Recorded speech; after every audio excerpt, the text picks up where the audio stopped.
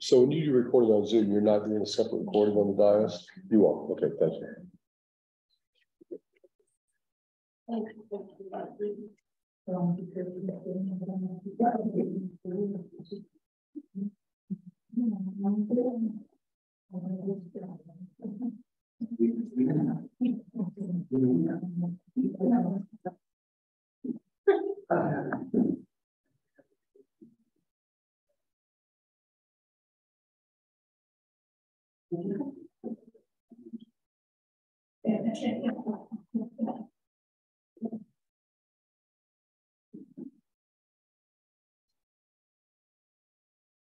Is everybody ready to get started? You okay, Dana? I'm fine, thank you, yeah. Okay.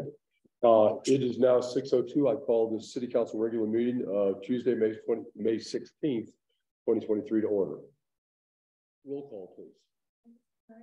Here. Councilmember Hill. Present. Councilmember Leonard is not here. Councilmember Grant. Not here. Councilmember Bordenzi. Present. Mayor Pro Tem Green. Here. And Mayor Levy. Here.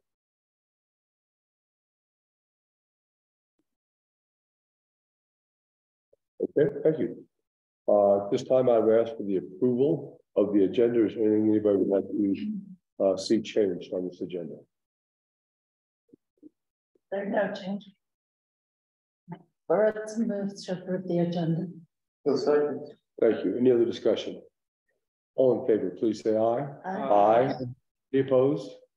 Any abstentions? Thank you. All were in favor. At this time, we have housekeeping matters. Anything anybody in city council would like to speak about before we get rolling? Okay, hearing none. At this time, we'd like to hear from our public. Anybody in the public who would like to speak on the agenda, please go up and introduce yourself. You have 3 minutes.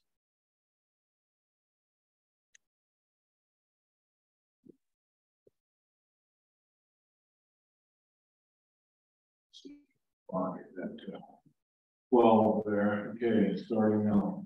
My name is Steve Prestash. I live in Leadville, Colorado.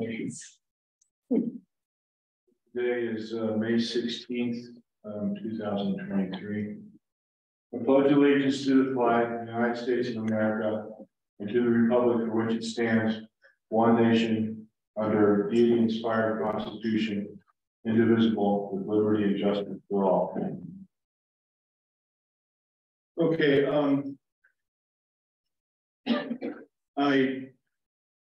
there's an article in the Denver paper today about Aurora filing a suit against Denver for collection of legal fees per officers during the unrest racial justice protests of 2020. I was going to talk about it, but instead I'm going to talk about a visit I had at the clinic, Dr. Lisa's clinic some years ago, probably more than 10 years ago. I had sliced my finger, and so I went there, tried to make a payment arrangement with the clerk, as I recall, was told the doctor would have to, prove that. Then I met an intern. I talked to him. He wasn't present for that conversation. And I told him about working at University of Colorado as a patient, standard patient, how much I liked it. We were chatting. I was talking about how much I liked my dental benefits, which I used. No mention was made about medical benefits. So he went out and then must have conferred with Dr. Lisa, so they came back in, and Dr. Lisa looks at my finger, actually on my left hand, and she looks at it and she says, "Well, this will probably take 4 or 5 stitches." So, Mr. President, what kind of medical insurance do you have? I said, "I don't have any."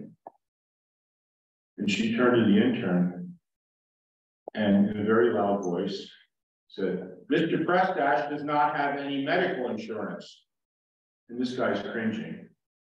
And because, he depends on her for whatever as an intern. And then she repeated herself, said the same comment again. "Mr. Prestash does not have medical insurance." And this guy was really cringing. And then turned to me, calm, and said, "Well, you know, we won't need to put stitches on there, we'll betadine that and put a butterfly bandage on that. So that's all I'm gonna say about this at this point, because I'm running out of time. Thank you. Thank you, Mr. President. Anybody else in the audience who would like to speak to city council? Thank you, Council. Christy Galarza from Lake County Building Generation. Wanted to give you an update on Proposition 123. The Department of Housing gave us instruction on how communities will be able to access those funds. And I just want to let you know that Jackie and I are working on that. They provided a baseline tool calculator, but that we need to put some data into to figure out what our baseline of affordable housing units are.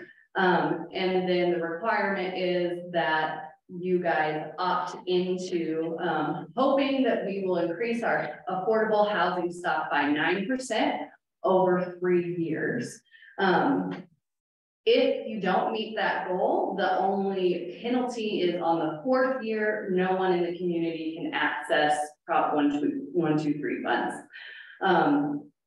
And then in the 5th year, you guys can re-up for that, that 3-year commitment again, and access the fund.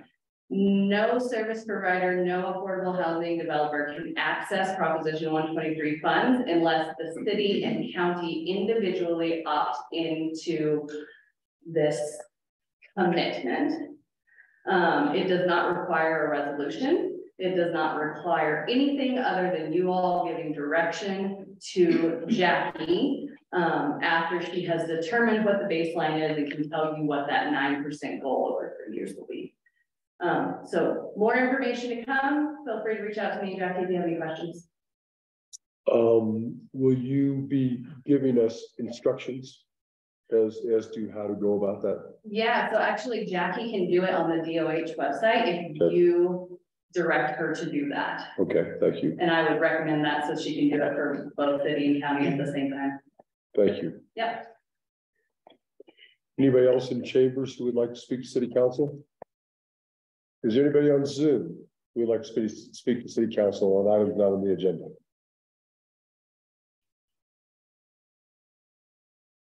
Okay, seeing none, we move on to the consent agenda.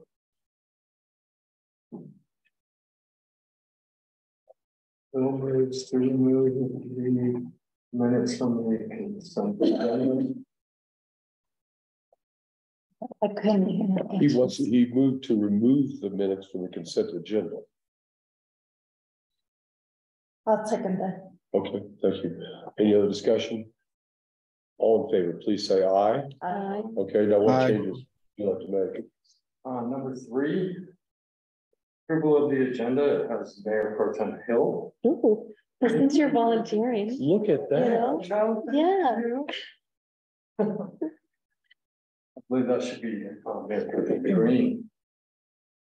And it also says she approved the agenda as amended, and I don't see any amendments. There were none. So, I don't know if we need to change it. I don't know. okay. Good catch. And then under housekeeping matters, indicates I asked about parking at Westland Hardwood. I also asked about the community bank slot that we lease. And then I believe the minutes should reflect that the mayor indicated that would be done by the end of the month. Did I really? I don't remember making that commitment. I think we'd have the parking signs up at the end of the month, and I'm meeting with street department tomorrow at 10 o'clock to go over placement of the parking signs. Did I really say that, Tim? I really say that? Road striping needs to be done, and that parking lot, the bank parking lot is in pretty rough shape. So not sure exactly, but we will review it tomorrow. If you want to, be happy to follow up with you and let you know what the conversation was and what kind of commitments street department will make. Okay. All right, thank you. I really said that, right? Okay, That's any how other? I remember it. There's a recording. There is a recording. Oh, I think I deleted it. That's okay. That's Okay. all I have. Thank you. Any other changes? While I wasn't at the meeting, I just noticed there's a typo. It's not pork potties, it's pork chop. I saw that too.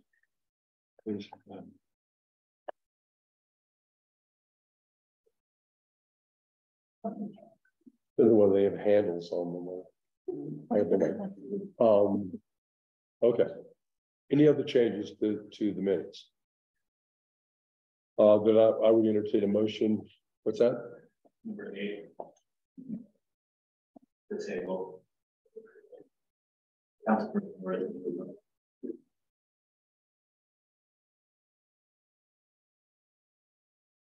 That is a good point. Is that right? I think it was 4-2, so I'm not sure. I think Councilmember Grant was the one who voted no, Do you? because Tracy Lordson was absent. Okay. Doesn't indicate that Councilmember Grant voted anything, so he was a no vote. And Councilmember Weston was absent. Yes. Nice catch.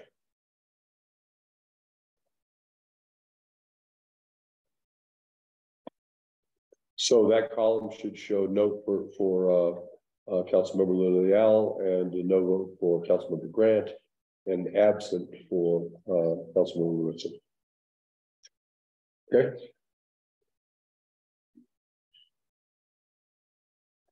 Any other changes? Then I would entertain a motion for the minutes as amended. Bill moves to approve the May 2nd, 2023 minutes to the regular meeting of the city council as amended. Greens for Vince. Is there any other discussion? All in favor, please say aye. Aye. Aye. Thank you. Any opposed? Any abstentions? Thank you. All were in favor. Okay, we now have department reports, and we will start with the city administrator's report. Great, thank you. I have a short report this evening because a lot of what I would normally cover is going to be covered in department reports tonight. But I just wanted, the first thing is I wanted to alert council members that you had received an email from No Before, and I mentioned this previously in my city administrator's report. We are upping our cybersecurity for the city. And so you received an email from No Before, and it's a user assessment. And this email wasn't spam. The assessment is required so we can determine everyone's level of knowledge regarding workplace cybersecurity. So please do not delete the email and please complete the training by the deadline of May 24th. If you need me to have No Before send you that email again, please let me know. Again, this is our cybersecurity that we receive. No Before is a vendor that we receive free services from due to our participation in CIRSA. So it is fantastic for us. All of city employees receive the same thing, and some people expressed a question as to whether or not it was spam. So I applaud those people who didn't automatically click on the link and asked, but please complete that survey, because what will happen after that is once you've all completed that survey, No Before is going to let me know where people need training and where we need some additional help as far as our cybersecurity knowledge. So please complete that. Just upcoming, so council member for Genesee has let us know he is going to be leaving his seat.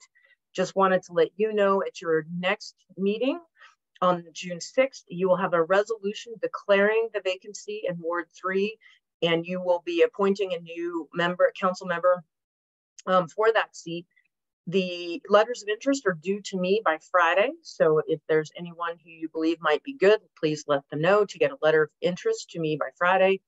They need to have 1 year of residency within the ward, and there's a few other criteria, but right now we have 1 letter of interest, and some people have contacted me to get more information about the commitment of the position. So you will get those letters of interest from me once the application deadline has passed.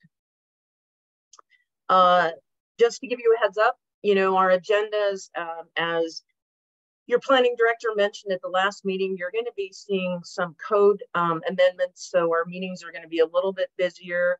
I've tried to kind of space things out, and we're working with, you know, assumptions on timelines, but you know, that this meeting you have on the table of uses. The next meeting you'll be reviewing on first reading the National Historic Landmark District amendments, and also regarding the demolition issue. You are going to also see several TUPs because it is TUP season. You will see Summer Nights in Zeitz Park, potentially Leadville Boom Days. And also the mayor had requested that we put on that agenda a discussion regarding the mayor's salary, a follow-up on that. So please have your comments and thoughts ready on that. The other thing is our city attorney has requested a resolution approving and ratifying the terms of office for the LURA board. So as you can see, we're going to be a little bit busy, and the following meeting looks just as busy as well. But also I'm really happy that all departments are here tonight because they've been really busy as well. And I'm happy to just pass the microphone because I know we have a long night tonight. Any questions for city administrator? Okay, thank you. Next up, we have human resources. Right. As you know, I'm Erin, I'm HR director, and I've been working on a wellness program for both physical and mental wellness. And several businesses in town have offered a discount to the employees. So that's been amazing, all the support there. Also include rec centers over in Silverthorne and Breckenridge, because they have the pool and a couple other options that we don't have here in town. And then it's the free activities to go outside and hike or be outside and calm. We just signed up with Lexipol to get our handbook updated. We probably use some of our current handbook and tie it into what they would recommend for us. It will take 6 weeks after a signed contract with Lori. I believe we signed that last week. So we're at least 1 week into that, and then it'll take 4 to 5 months to get it set up. They'll be meeting with, I believe, Lori and I once a week for a couple hours to go over the policies and see what best fits for City of Leadville. It will also allow us to have city employees do online trainings. They'll just log in, see what training is new for them, and it'll allow Lori or I to go in and just with a few clicks, see who's completed all their training, who hasn't, and being able to maybe speed it up if someone's not getting to their trainings that are required. And with these trainings, we're hoping to lower our insurance rates with liability and Pinnacle. We'll have that audit in July.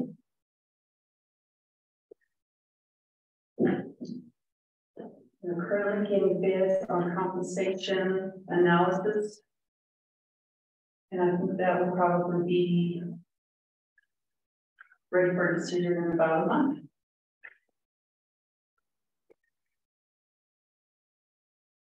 Thank you. Any questions for human resources? I have one. In terms of the new handbook, employee handbook, or is anything in Lexipol diving into social media responsibility? We don't know quite yet on that. Okay. I tried to talk to them the other day, but they have to give the payment and all the people were completed on their end. I can jump in and let you know. So the way Lexipol works is, as Aaron said, the timeline is we're going to send them our current handbook and they're going to go over it and make all these recommended changes based upon state, federal law, and our input. So the reason that Aaron says we're going to meet with them 2 hours every week for months to go over all their suggested changes, all of our requested changes. And so our handbook is probably going to go from what it is now, maybe 25 pages, to it will be more comprehensive, because there are a number of things that I've wanted to look up in our employee handbook and they aren't there. So it will have a social media policy. And just so you all know, it is such a completely better product than what is out there currently as far as some of the other. It's not just going to be a PDF that we have once. It is an online program where certain policies can be updated as the law changes, and Lexipol will push those out to us. As the law changes, they will push up updates the employees can review and sign off on, and we can make changes. So if we decide that our policy regarding notification regarding sick leave or something like that isn't working very well, we can update it. We don't have to do the whole manual. We can push out a small update and have the employees certify it. So it is dynamic. And just so you all know, I did check with the city of Moab because they implemented it probably about a year and a half or 2 years ago. And I contacted their HR manager and they said they've been very happy with it. So I think it's going to be head and shoulders better than a static document, which is what we have now. Okay, thank you very much. Any other questions?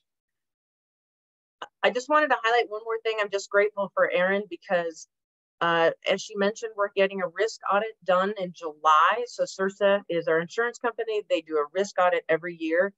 And we've had some trainings that we just haven't been able to get employees, pushed out training to them. And so Erin's really been on that. We have are going to have regularly scheduled anti-harassment training, regularly scheduled once a year training on prevention of violence in the workplace.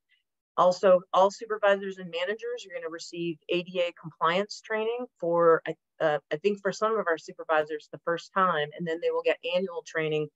And this is all because Erin is here and is able to have the bandwidth to get this done. She's been working with the streets department to get them their safety trainings, and it's just fantastic. I mean, it's just so great to have her here to be able to tackle all these things that we did well on our risk audits in the past, but Erin is ensuring right now that we're going to pass all the elements before that we passed, and that we will not fail any of the elements that we failed on last time. And they were nominal. I mean, there were a few trainings here and there, but I'm really hoping that we get everybody and we get everybody trained. We get a completely clean audit this year as far as our risk audit. Okay, thank you very much. Next up, we have the police department. Your Honor, council members, and the online audience, good evening.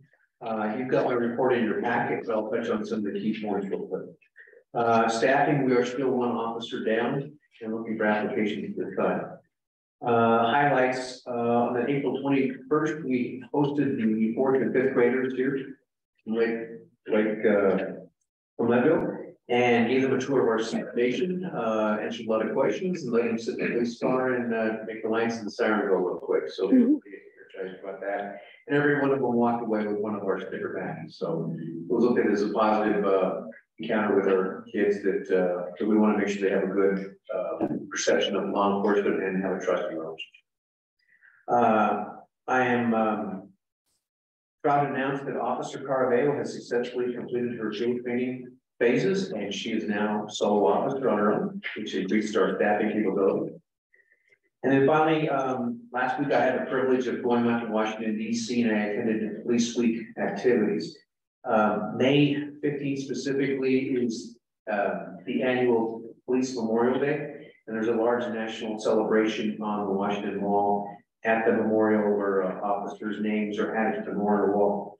This year, I was given the privilege to represent and recite the names of all the Colorado officers who were added to the wall from last year, which were 7 names. It's a large event, and Leadville was represented there at that national stage. In the list of monies received, you'll see the items that we received money from the police station for people for various services and stuff. You'll notice there, six parking tickets for $150. One thing I kind of noticed in the 4 months that I've been here is there's a very low rate of payment for parking tickets in the city. And we have lists of some vehicles that have required numerous tickets without any kind of payment. So I've got kind of a plan on over with the city administrator as far as some ways we might be able to solidify and finalize those outstanding tickets. And then also encourage people to not only comply with parking regulations we have here in the city, but also to comply with the requirements to pay citations. Other than that, that's all I have for you tonight. Any of your questions? Is there currently a threshold for if someone has 6 tickets that they are summoned into court? Not that I have seen. Other cities I know around the state use other various means to gain compliance rather than doing summons. And those are some things I'll discuss with the city administrator as far as what we can do for that. Okay, thank you. Yes, ma'am. Does Colorado, are you allowed to boot vehicles that are? Numerous cities do a booting program, yes. Which is a program that gains pretty quick compliance. Yes. I've been booted before, I know. Do we have any boots? No, we don't. No, we've never had them, but it's a great point. How much money are we? I have to research that as far as how many we could get, and then I'll develop that program, but I don't think it would be everything over. You just have to get the rules and then the procedures down and do that.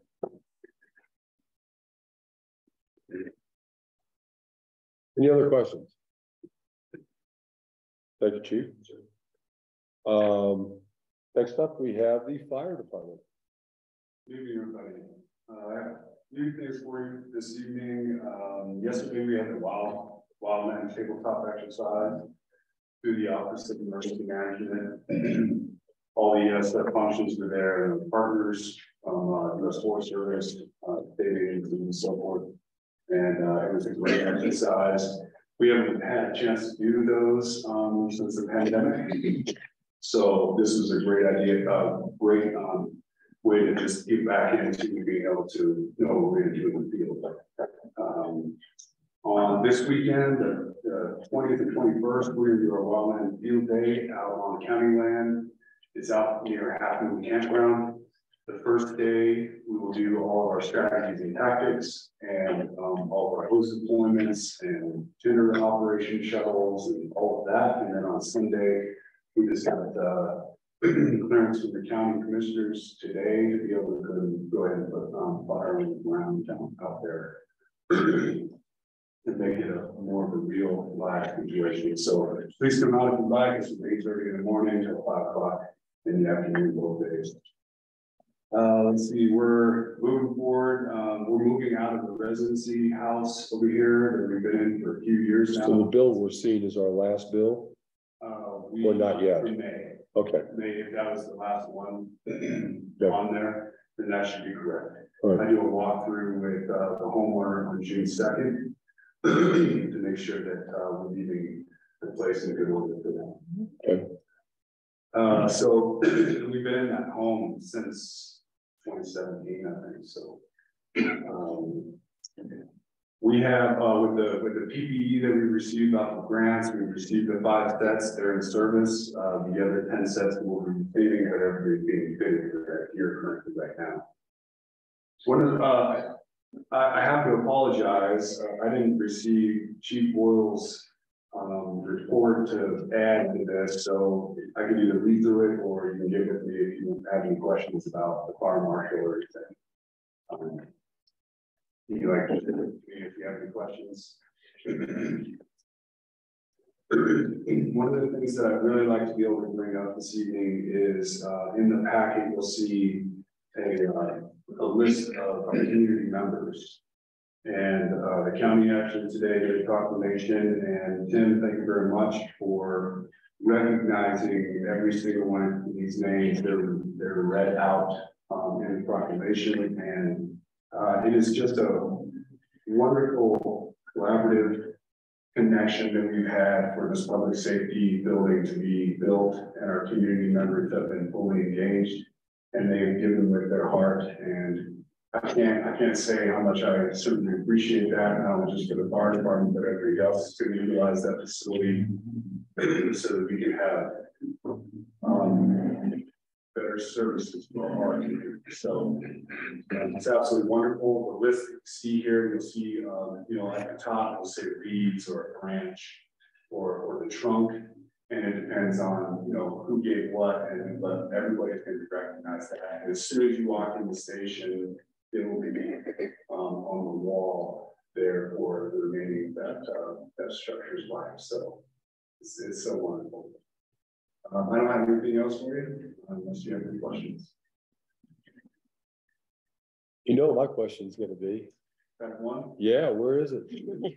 Let's hope for UL testing June 1st. Hopefully it will be, they say, end of June. That's great. Yes. Great news. Thank you. At least we have. Yeah. I do notice you have the events listed here, and I wanted to mention that you have like the Senior Center, Fire Safety, and Elks Lodge. But Steve Boyle was also, along with Claire, was at the health fair. So correct. In addition to this, so they're all over the place. Any questions for Fire Chief? Okay, thank you very much, Chief. Next up, Street Department. Show and tell. Yeah, I've got a little bit of a short presentation, but I'll go over the rest of what we've been doing for the month. And then I'll give you an idea about what we got planned, what we've been looking into as far as payments for the city. I've been going around checking, and I'll go over that in a little bit. Don't want to distract you. I've got a little bit of this there.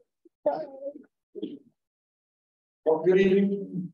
That was the beginning. So right now we've been working on quite a bit this last month. We've been doing a lot of street sweeping. I'm sure you've noticed that Harrison Avenue, North Poplar, and as far down south as the College Road have been cleaned up pretty well. We're also been going up and down the streets, west side, and I believe he's been working on the east side right now. So that's going to be continuing. We're going to keep on doing that for a while. A lot of the alleys that have potholes, and we have complaints from different residents about the potholes and being on level. So we've had one operator out there working on that, patching and filling in what he needs to, and that's going very well. We have been patching pavements, potholes for the last 3 weeks, 4 weeks, and we've gone through 13 to 14 tons of cold patch. And we just finished that off. We got most of the city done. I think we're pretty satisfied with what we got done right now. We're going to keep an eye on that. If we need to get more, we'll order some more and we'll continue that again. It's probably a normal thing from what I understand that we'll be doing it in the fall again for the winter time. And hopefully get everything nice and level before snow flies. That way we don't tear it up any worse than it already is.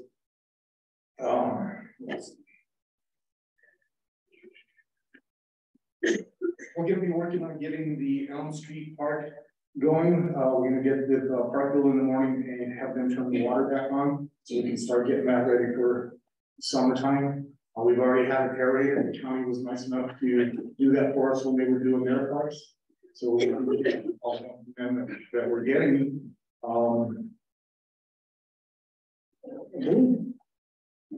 We've been helping with Main Street, getting them ready for flowers at the Main Street itself. I'll get into their planners and stuff, and as soon as all the flowers are ready, we'll go ahead and help put them in the planners, get them set up on carts and Nancy, I believe, she's not here, has been working on getting all the planners full for sponsorship and everything with the sun. And we're just going to hear from Maryfield, I believe, is who's doing this year. So the next thing, I've been driving around looking at all the streets. I did have one of my operators, the grader operator, went through this with me. Everything highlighted in yellow. I'll have two of them here. I'll leave one here so Council can take a look at it anytime they want to, but everything highlighted in yellow are definitely streets that need more attention and stuff. They're rough, they're alligator, there are a lot of potholes that have been filled on them. They got a lot of roller coasters going on in through them. The ones that have been highlighted with black next to them are probably the more serious streets that need the attention prioritized. This is going to be a long project. This isn't going to be just a one-year thing. This is the beginning of probably a 5 to 10 year program that we're going to have to do to get the streets up to, you know, standards that everybody wants. This section up here is up on the 12th Street. It's above Big Al's storage unit. I have it outlined in purple here. They're going to be doing road mill on that because it's actually a dirt road right now. There's like 3 sections there that need to be done. We'll get that all taken care of here probably starting sometime in June. As long as the weather continues to warm up and stuff, we'll be able to do that and get those going.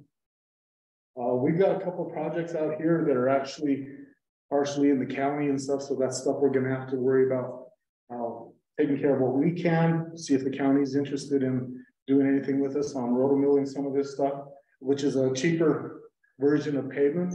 It doesn't last quite as long, but at least it's something down on the dirt and keeps the dust down, helps with the rutting and potholes and stuff like that. So little projects that we can do to try and help that. This one down here, Brooklyn Heights. It's been a while since that has been done.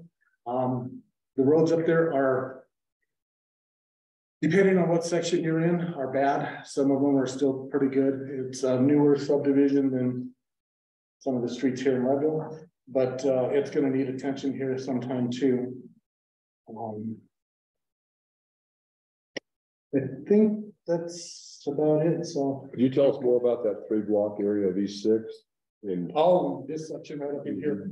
This is the part that Parkville has their water lines that come down from the top of 6th Street, and research has shown that it was late 1800s that they had built a wooden tunnel around the main water. They actually built it in 1878. 1878. Well, it's caving in, and that's where we're getting all of the cave-ins, and they have to do all those repairs. So every time they cut into that to do those repairs, you get sections that are sinking. So right now, if you drive up 6th Street, you got to stay to the outside of them, because if you get inside those center ones, they're getting pretty deep. My grader operator, he's not too keen about driving over that during the wintertime, because with that size of equipment, he's just not too thrilled. And I don't blame him. The last thing we need to do is flip a grader and stuff. So right now we're kind of in conversation with Parkville to see what we can do with this. We're trying to come to an agreement where we would help them by helping digging up the pavement, finding it away. If they do the digging and repairs that need to be done, if there's anything to be done on there, they can backfill. We'll have to go through the flow fill, you know, do it up to standards, and then we would help with end up having to help pay with the pavement. And our budget is not as big as it was last year. So any one of these projects here could pretty much pick up our entire budget. So if we were to do this, you could easily say nothing else will get done according to our budget. We're probably going to end up going over if we do more than one project. But at least that one's in the works, and we'll see what we can do to help cut the costs on that. Any questions for Tony? Please. Well, okay. Because that's really needs to get done, and it's going to take up most of the budget. Would it make sense to just fill it in and not pave it, similar to what you do on East 12th Street, so that each other areas could also be taken care of? Oh, just put roadkill over the top of it. Does that make sense? I don't know. It makes complete sense. It just does. depends on how many pitchforks would come out of those neighborhoods. It'd be a little silly, but yeah. Once we actually start tearing that up there, it's going to depend on how wide they have to actually go on the road, right? To make their strip, to, you know, cut what's even and what doesn't start caving in as they're doing it. And that's the other problem. That has been for a long time. It's been settling, there's water been getting in there. We don't know exactly what's gonna That's what I happen. wondered about. Yeah. Once you open it up. Exactly. And every time they've been opening them up, it's been like about every half block or to a block. And you can kind of see, if you look at the top, you can see where it's just starting to do this and you're going down the street, not just the cave-in part, but the road itself is starting to do this. So Even if that's, it seems like an appropriate priority. Well, and we'll split the cost. I mean, you know, in terms of the paving, they're gonna bear the cost of everything else. We'll have the labor possibly of taking up the asphalt and hauling off. The cost to us will be half of the paving, but we want to do that because they could just dig through the middle of the street and then just do that. And as long as we're tearing a street up like that, going curb to curb, just like we've done on Pine, just makes the most sense for our community. So, but it's a good thought around, what can we do with what we have? I've told Tony that if he needs to go over budget, he needs to come to us and talk about the priorities of these streets and what that means. We were lucky enough last year to have 4 years of money available to us, or maybe it was 3 years, but anyway, and we still went over budget, but we got a lot done. So that's my hope. yeah, and the prices go up every year. Petroleum products and everything involved will shoot it up. Where does the dirt road start? 6th Street, East 6th Street, is it just another block or? All the way to the top up there is paved all the way to the top. And then once you shoot off to the sides to 5th Street and back over to 7th Street, it's still paved up there. And stuff, but I didn't really consider going either direction there, just to the top there, because that's where our biggest problem is right now. That road's not too bad. Yeah. St. Patrick's and it doesn't get a whole lot of traffic up that high. Bob called it. He's pretty much it. Yeah. Just okay. Thanks for doing this analysis. It really helps to see what it is we're prioritizing. Well, I'll leave this one here, like I said, for you to be able to look at. And this one is going to go with me because it's going to be getting updated. And when I do update this, I will come back and do this one as well. And so that way you can still. Any other questions for street department? Thank you, Tony. Sure. Next up, animal shelter. Good evening, everyone. I do apologize. I have some allergies. Let me switch my camera on here. All right. So I do apologize that we don't have any lovely bar graphs on our report for this month. That software program has not been integrating with the program that we use like we were told it would. So I'm just manually entering those.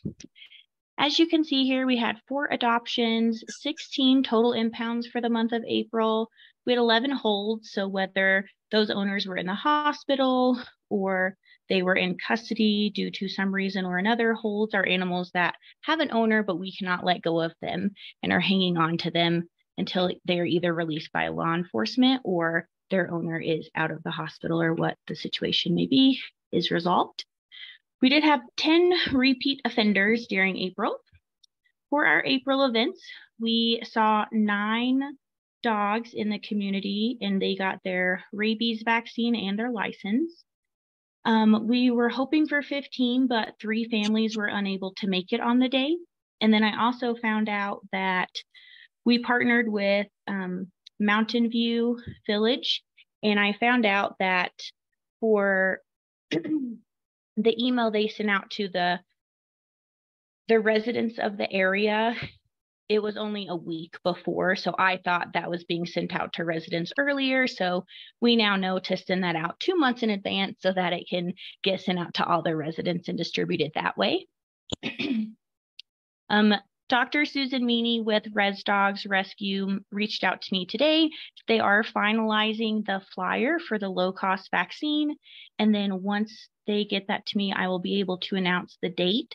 I know it's near the end of June, and they just do a great drive-through option. So if you imagine a line of traffic. You're going to have different stations that the owners stop at in their vehicle to get the rabies vaccine, Bordetella, microchips, etc. So this is a low-cost service that they reached out to partner with us to offer our community. And then we will be having a fundraiser. It may or may not be at Freight. The dates are kind of conflicting at the moment, so we're trying to find an open date. If we don't have it at Freight, we'll be looking at other local venues where we can host it, and it will be a great art. Beginners are welcome, no experience required, and we hope to have about 40 community members. We'll start advertising for that as soon as we're able to nail down a date and location. Great, thank you. Any questions for the animal shelter?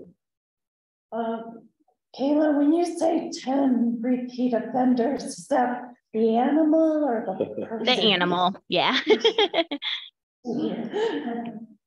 So in this case, it would have been 2 owners, but multiple dogs from those owners.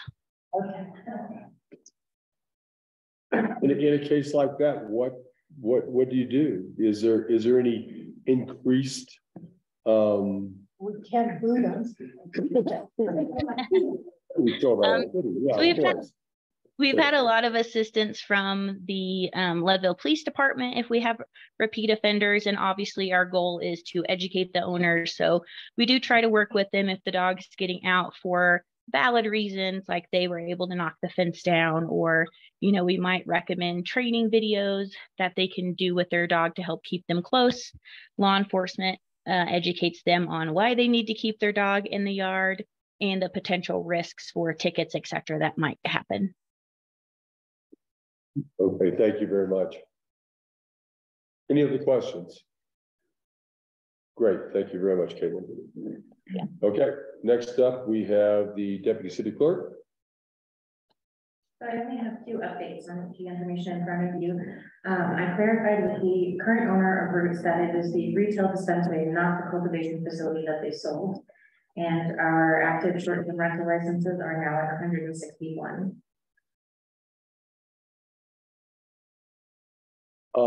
Any pending? 3. I'm waiting on updated insurance and safety. So that would put us at 164. Then do we still have a waiting list? Yes, we still have 61. 16, okay. And then so you'll have 164, so you'll have room for 7 at that point. Okay, great, thank you.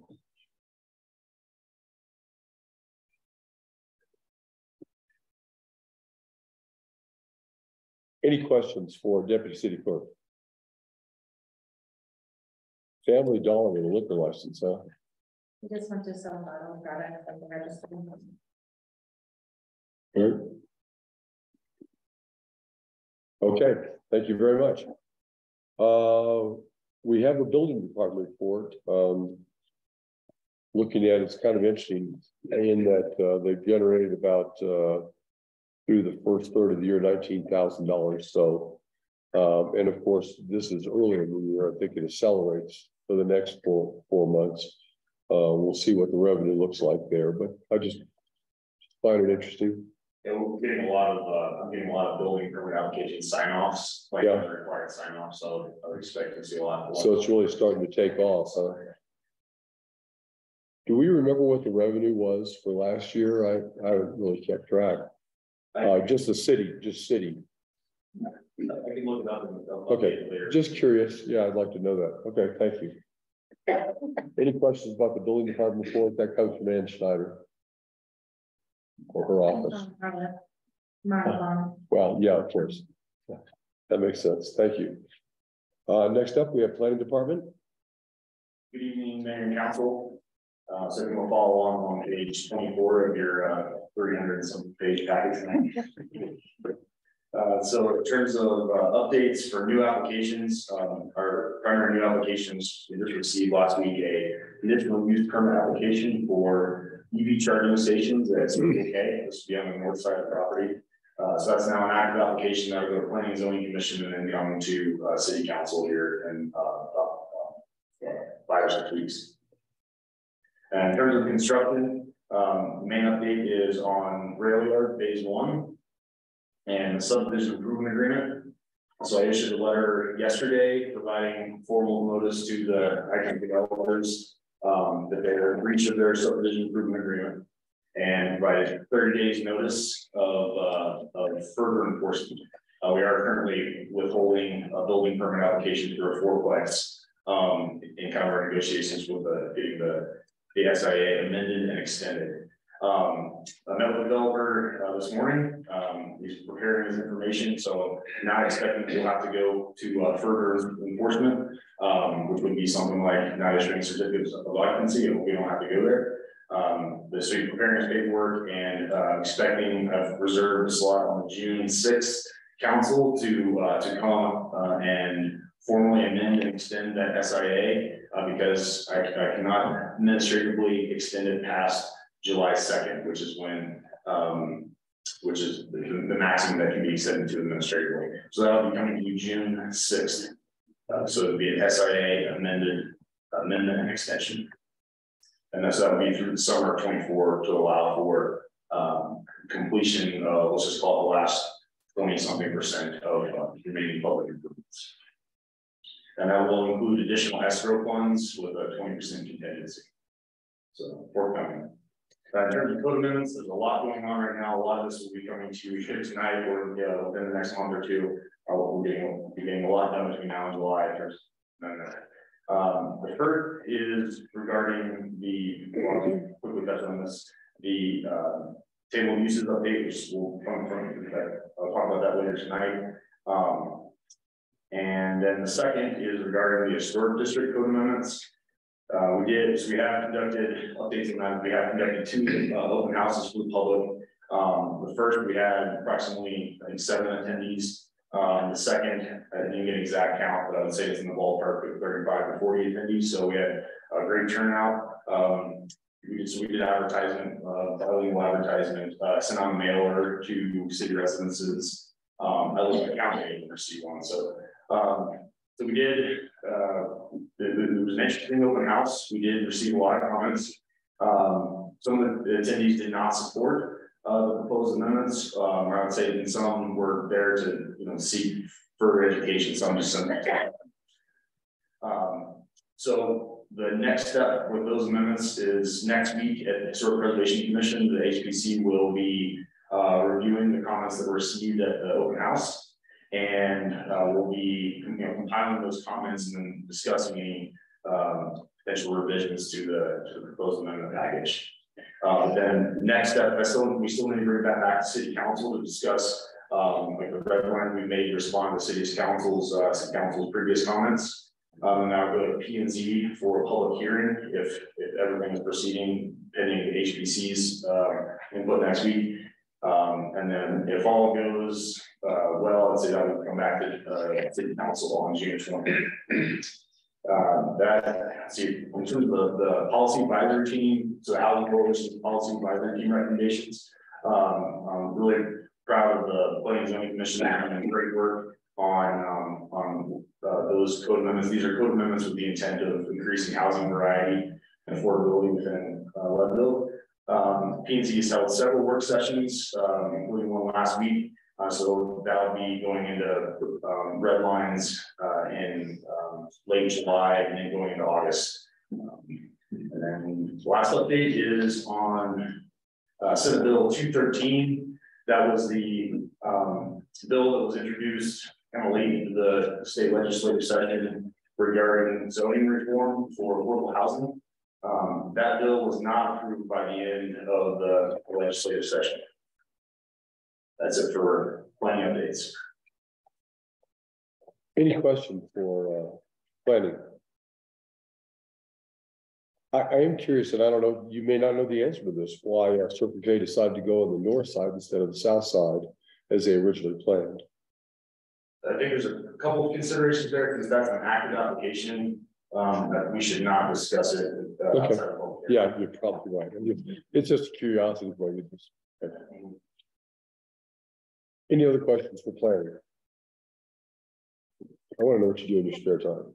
I was just gonna one item on Senate Bill 213. Yeah, that bill died, but the understanding is that the proponents will attempt to bring that bill back in the next legislative session. And so we may see another iteration of that one next time around. As your planning director mentioned last time, that that legislation would not have applied to the city of Leadville, but it did apply to a number of cities who had a number of concerns about just the implications on rural communities and smaller communities. So we will be keeping an eye on that if that gets reintroduced.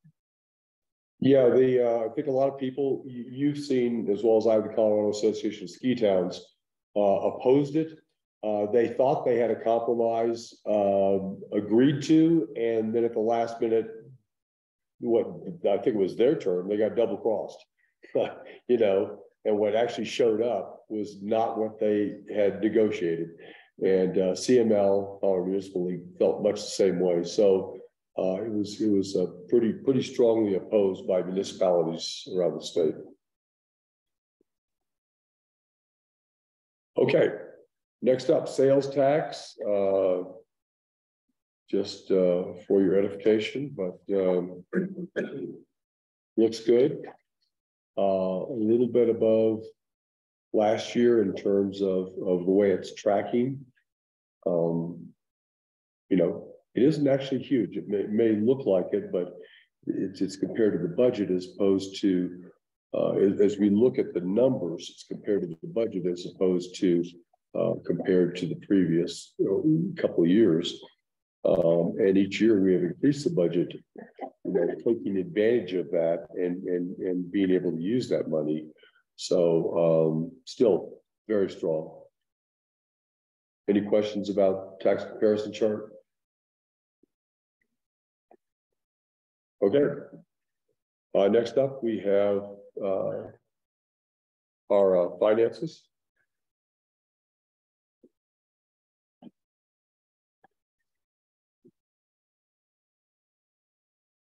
Good evening, everyone. As far as sales tax, the only thing I want to point out, which you'll see this next month, is that we got, we got from the county a number that is barely beaten last year, which is going to be the first month of this year. So it's 285,000, and last year was 277. So of course, we had in the budget, we had 237, but it was just kind of, why isn't it up there like the rest of the months? So it was just kind of interesting. As far as the financial statements, I still got to say that everything actually looks pretty good in there. There's no red flags per se. So the only thing I'm going to talk about is accommodations tax. We did just kind of finish up the first quarter. We have a few outstanding that still have not paid that I'm going to start contacting. But we did surpass last year's first quarter by about 30,000. So that's good. And I'm also going to start doing a deep dive into if everything is being reported correctly. I'm going to try to start really digging into that a little bit. The only other thing that I want to mention is that our audit is scheduled for June 12th, the week of June 12th. So other than that, I really have nothing else unless you have questions. Have we heard out yet who our auditor, on-site auditor is going to be? Lillian. Okay, thank you. I do have one question. So on the accommodation tax, the period actual, so that's the first quarter, and the year to date, is that because of some things that didn't get paid last year? There's a few that didn't get paid last year, yeah, but it was later than what I had paid the county tourism panel for their amount. So I kept it in this year so that I can make sure that I pay that to them this year. Yeah. Okay.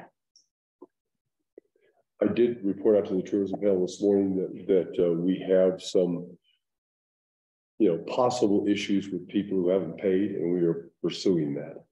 And you know, so I just want to let them know we're We're not taking that for granted. We're taking it very seriously. Okay.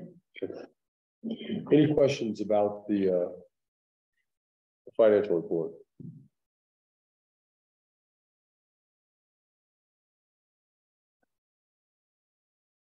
I can tell you real quick in terms of, one of them I don't understand, but we're at 33.3% of the year.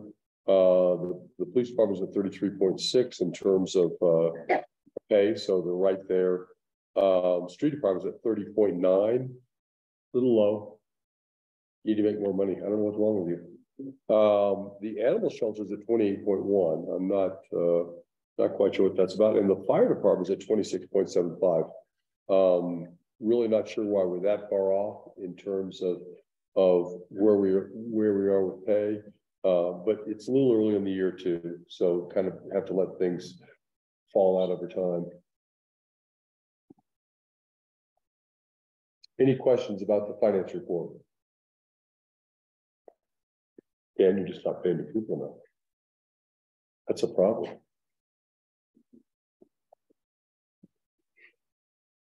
Okay, next up, we get to pay the bills. We have a list of the bills. I do have a note here. Is this the last payment? And I think it probably is because it looks like we pay a month in advance to LH Foster. So this one should be our last bill for that vendor. Yeah, you are correct. Which is a savings, that goes towards the Southern Fire Station, at least in terms of the way I think about, accounting for monies. Any other questions about the bills? I was just curious about the knife board project, Tabor Opera House. Is that big electrical board? They've now completely removed it off the wall. It's actually sitting over the side. It's going to be a museum piece, which is way too bad because it was really neat. Yeah, that's what that is. And that came out of CTF funds. And that was in the budget. Yep. Any other questions or concerns?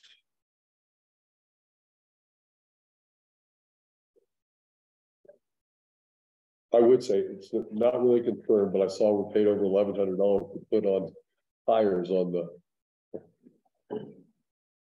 What, really? You see the size of those tires? Oh no, I get it. It's a very specialized crew. Well, the problem with that is that once you are just regular, where you have to have a certain type of filler in them. It's to help with the ballast on the machine. Really? Because then if you pick up too much of the bucket, the back end has a tendency to look up, but the fluid inside the tires helps from balance it out. Oh, interesting. So that is a specialty, isn't it? Yes. Okay. Thank you. I looked at it. Oh. Okay. Then I would entertain a motion, please. Almost pay the bills. Well, that's in second. Any other discussion? All in favor, please say aye. Aye. Aye. Thank you. Any opposed? Any abstentions? Thank you. All were in favor. Okay, at this time, this takes us to our action items. The first one, it's actually 4. And I think we'll do each one individually rather than try and confuse ourselves completely. And so these will be the 4 TUPs for the Leadville Race Series.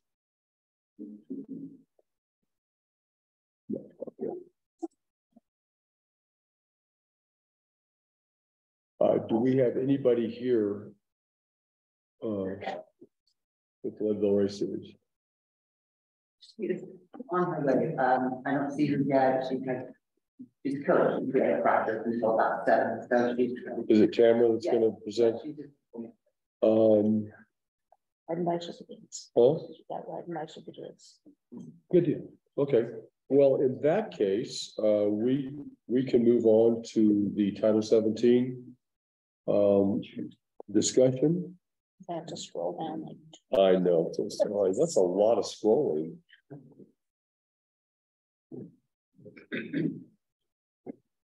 Chapin, lead us out. All right. We'll follow along with me. I'm on page 166 of your 300 something page package. Thank you.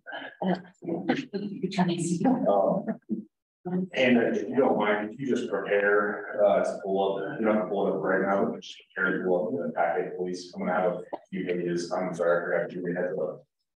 That's on I think on page 196 eventually. Thank you.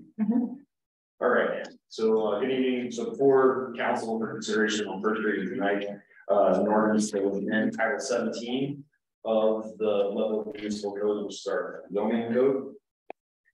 These amendments are related to the table of uses, definitions, administrative uses, or sorry, permanent successor uses, and also Title 5.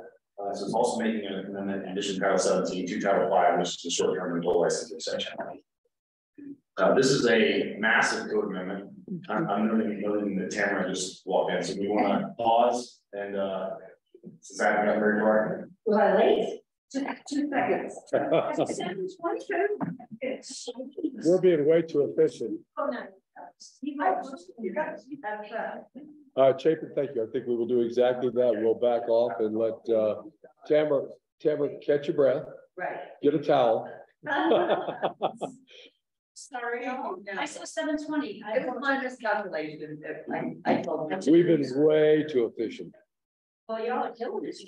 I know. Well, don't say that too soon. Yes. Oh. For this year, you're going to vote on this permit. Yeah. I told everybody that we will consider each of these TUPs separately. You know, but you did come and speak to us, trying to figure out what everybody's talking about in the room, but you did speak to us about all these, and so we've been over them, but if there are any additional questions, this will be the time for City Council to ask them. But the first one up is the Marathon Heavy Half. And do you want to go over this packet with us? I'm just joking. I did. Can I know. just say I tried to condense everything from the last meeting when you guys were just down for Right. questions into the scouting report. So. Well, that's what the communication forum and staff report are all about, you know, to try to inform us without going through everything over again. Do we have any questions about either the marathon? So I can look at really quickly to keep it brief. I think we got over everything. We added some porta pots, which was the big concern from last year.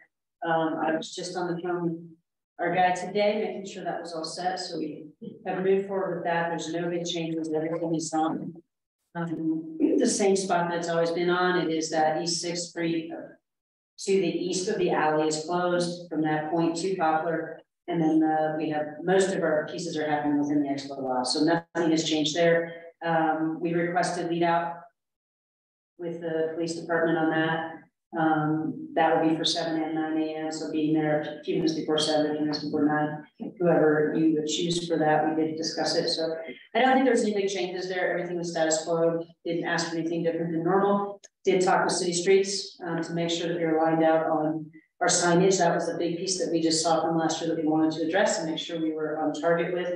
So we will expos on Friday. So we will actually be closed on Thursday. Signage will happen on Wednesday so that I will go down and talk to the folks on that section of 6th as well. There's a business, Mo's, and the guy who lives right next to it, works right there, has the welding shop. I'll talk with him, which I've talked with already, but no big changes there. Great. It looks like Mo's did a great business last year. In the case, so that people can go through their. Yeah. Okay. Tony, any thoughts on what streets responsibility is going to be for this? It seems pretty limited. None, we went over everything like that and I looked at it and don't have a problem with what needs to be done. Right. Any questions? Yeah, just let me know. Yeah, any questions to City Council on the marathon and heavy half? Okay, I would entertain a motion, please. To approve temporary use permit for Lifetime Fitness the race series to host our annual Leadville Trail Marathon Heavy Half and Expo on Friday, June 16th, 2023 on Saturday, June 17th, 2023. Regency seconds. Thank you. Any other discussion? Roll call, please. Councilmember Hill, Yes. Councilmember Livingston, Yes. Councilmember Grant is absent, Mayor Pro Tem Green. Yes. Mayor Lottie. Yes. Councilmember Leonard is absent, and Councilmember Virginia. Yes. Thank you. I would like to comment that you know, I probably should have said it earlier, but you really did listen to us for the last couple of years, and you know, there weren't a lot of concerns, but porta potties was one of those things up 6th Street over on County Road 1. So thank you. You know, that's whether or not they got used is beside the point. Sometimes just, you know, people knowing that they're there makes a difference for the neighborhood. Okay. Next up, we have, this is the Trail 100 Run and the Expo from Friday, August 18th through Sunday, August the 20th. Any changes at all? No changes for city side, but I would just reiterate, I mean, same things that we just said. You know, that expo is just on Friday. We're not quite just 2 days. We'll get to that in a minute. It's just on Friday, so we'll do the same thing. Work with you closely on the science, making sure we're following that. The other piece that feels really huge about this, like we added toilets on 6th Street as requested by City Council. I thought that was a great point. So we have extras at high school. We have extras at the rodeo grounds, which with the county we're going to work on a rollout too, just to add additional support for garbage and pieces. That has nothing to do really with the city approval here, but just an idea. But I think the other piece that's critical is around the shuttles. So we will continue to refine the shuttle system, grow the shuttle system. And I'm going to put out, we learned last year that it worked very effectively. So this year, I think we're able to say, hey, it's going to run exactly like this. And we have specific times, so it'll get even more refined. And we will run that from Friday for Expo. We'll run it for packet pickup throughout that time. And then we'll run it all day, Saturday and Sunday. We also have support from CMC, which is super awesome for our Linfield section. So just a lot of collaboration in the county, in the city, both to make this less impact on overall downtown Harrison, and we will continue to work towards that. But in terms of big changes that affect the city, no, the other piece that we're changing is it will be shuttle access only for crews in the morning at May Queen. That's a big change that has never been instituted before. Mainly this is a EMS response system, and that was the conversation in the meeting that we had with all kind of law and EMS together, and realized we just cannot continue forward in this way where we can't get emergency services around Turquoise Lake. And it will also decrease the impact to folks, public who's trying to get through there. Again, not a city issue, but I think it's important for all of us to know that together we're trying to figure out how to decrease this impact. We're working with the county to have one-way traffic that is highly organized for the afternoon, so we can allow crews in there, but it will be very different than it's been. So how that will look is we're hoping and ask for a hard closure kind of that 9D section, how you could get in on that side of Turquoise Lake, and we'll keep it open at the dam and direct that traffic in one direction so that we can really control it. We've worked at this in the past. I know a lot of different race directors have attempted, and we just got to get more serious about it so we can make sure our EMS can get in and out of there, our law enforcement can get in and out of there safely, as well as the public. Because you can't sneak around the back anymore? What are you talking about, Mayor? So I mean, for that specific day, it'll run, that would be from about 5 p.m. on Saturday. The closure will be all day, that we'll manage that and work at the county approves it. And we will work in tandem very closely with all law to make sure that comes off as effectively as it can, which means that we will have red and blues out at those intersections as opposed to just our volunteers in yellow vests to really help to elevate that. So, but the point of it is really about the whole impact across the city and the county and how we together decrease that. And the shuttle system is a big part of that. So shuttles only in the morning. And that system again will be running all the way through the course. And it will be running from Leadville out to Outward Bound. We will have a large parking. We're working closely with Outward Bound as well to ensure that we have a huge, wonderful space for parking to use as a hub out there. And then we can shuttle people from Outward Bound out to Twin Lakes. and so on and so forth. And so that system, my point with this is just to say that that is one of our focal points to continue to refine. And again, I think it's about all of us. It's about the city, the county, and our whole community and how we can help increase that.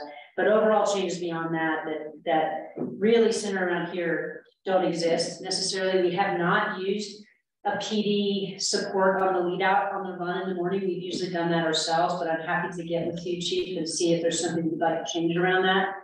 And again, I'll work closely with you, Tony, to make sure that we just have it signage specifically down to 6th and Harrison in that area to help some of our residents who just need to know what's happening. Thank you. Any questions for Tamara?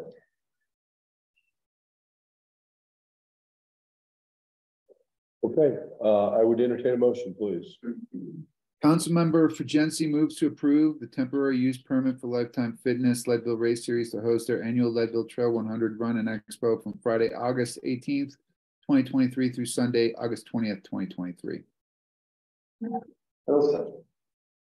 Thank you. Is there any other discussion? Roll call, please. Yes. Mayor Murphy? Yes. Councilmember Hill? Yes. Mayor Pro Tem Green? Yes. Councilmember Winogrand absent. Councilmember Fugensi? Yes. And Councilmember Grant is absent. Okay, thank you all very much. At this time, we have the temporary use permit to host the Leadville Trail 100 mountain bike race and the Leadville Trail 100 10K the next morning. Everything stands the same as what I just said. The major difference here is that we have Expo on Thursday and Friday. And everything else is pretty much the same. So shuttle pieces exist for this the same way that they do for the run.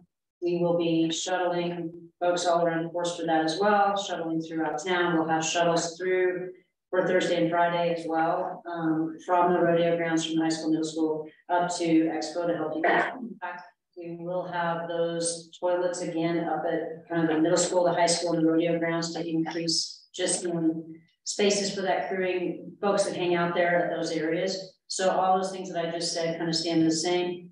With the mountain bike, no significant changes. Everything's kind of status quo as to what it was last year. And again, it will be us then.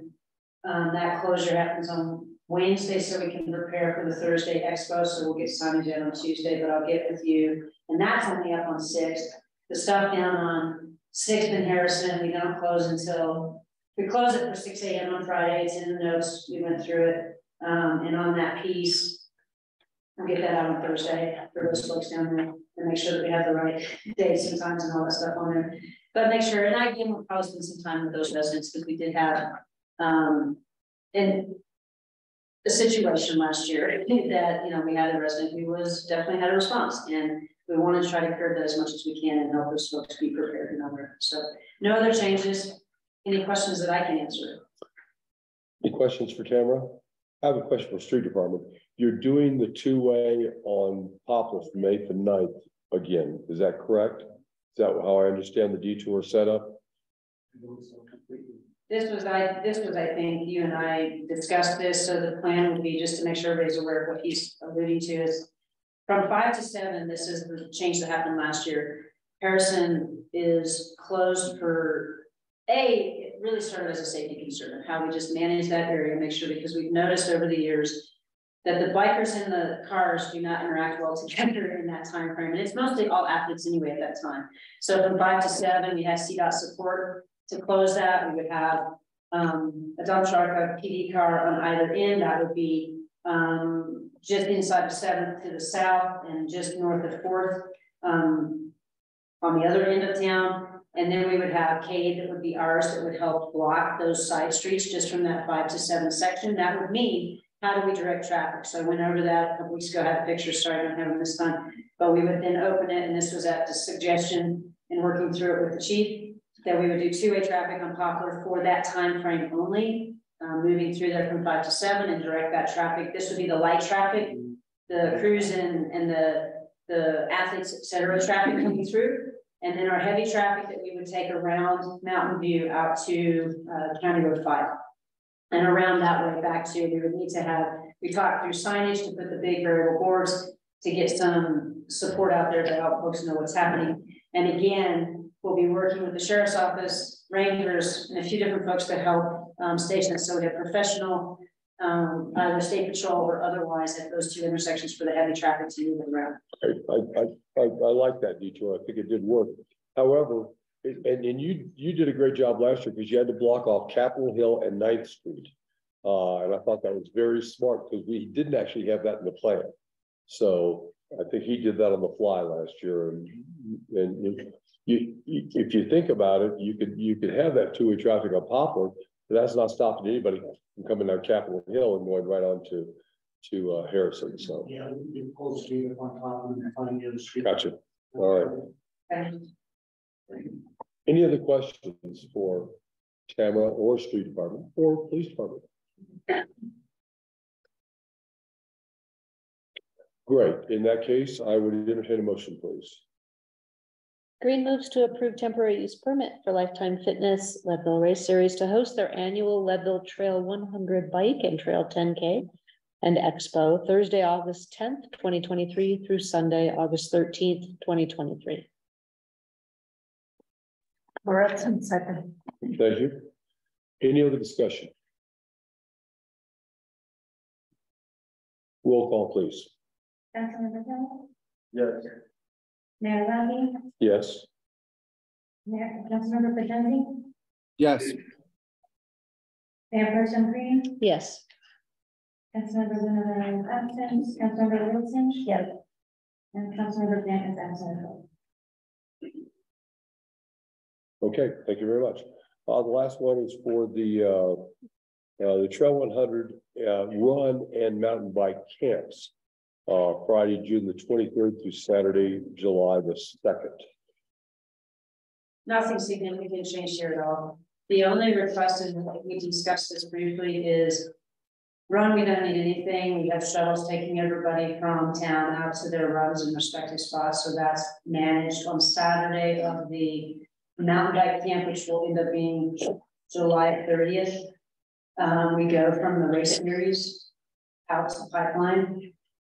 And we go usually from that down 6th Street or down Harrison to 6th.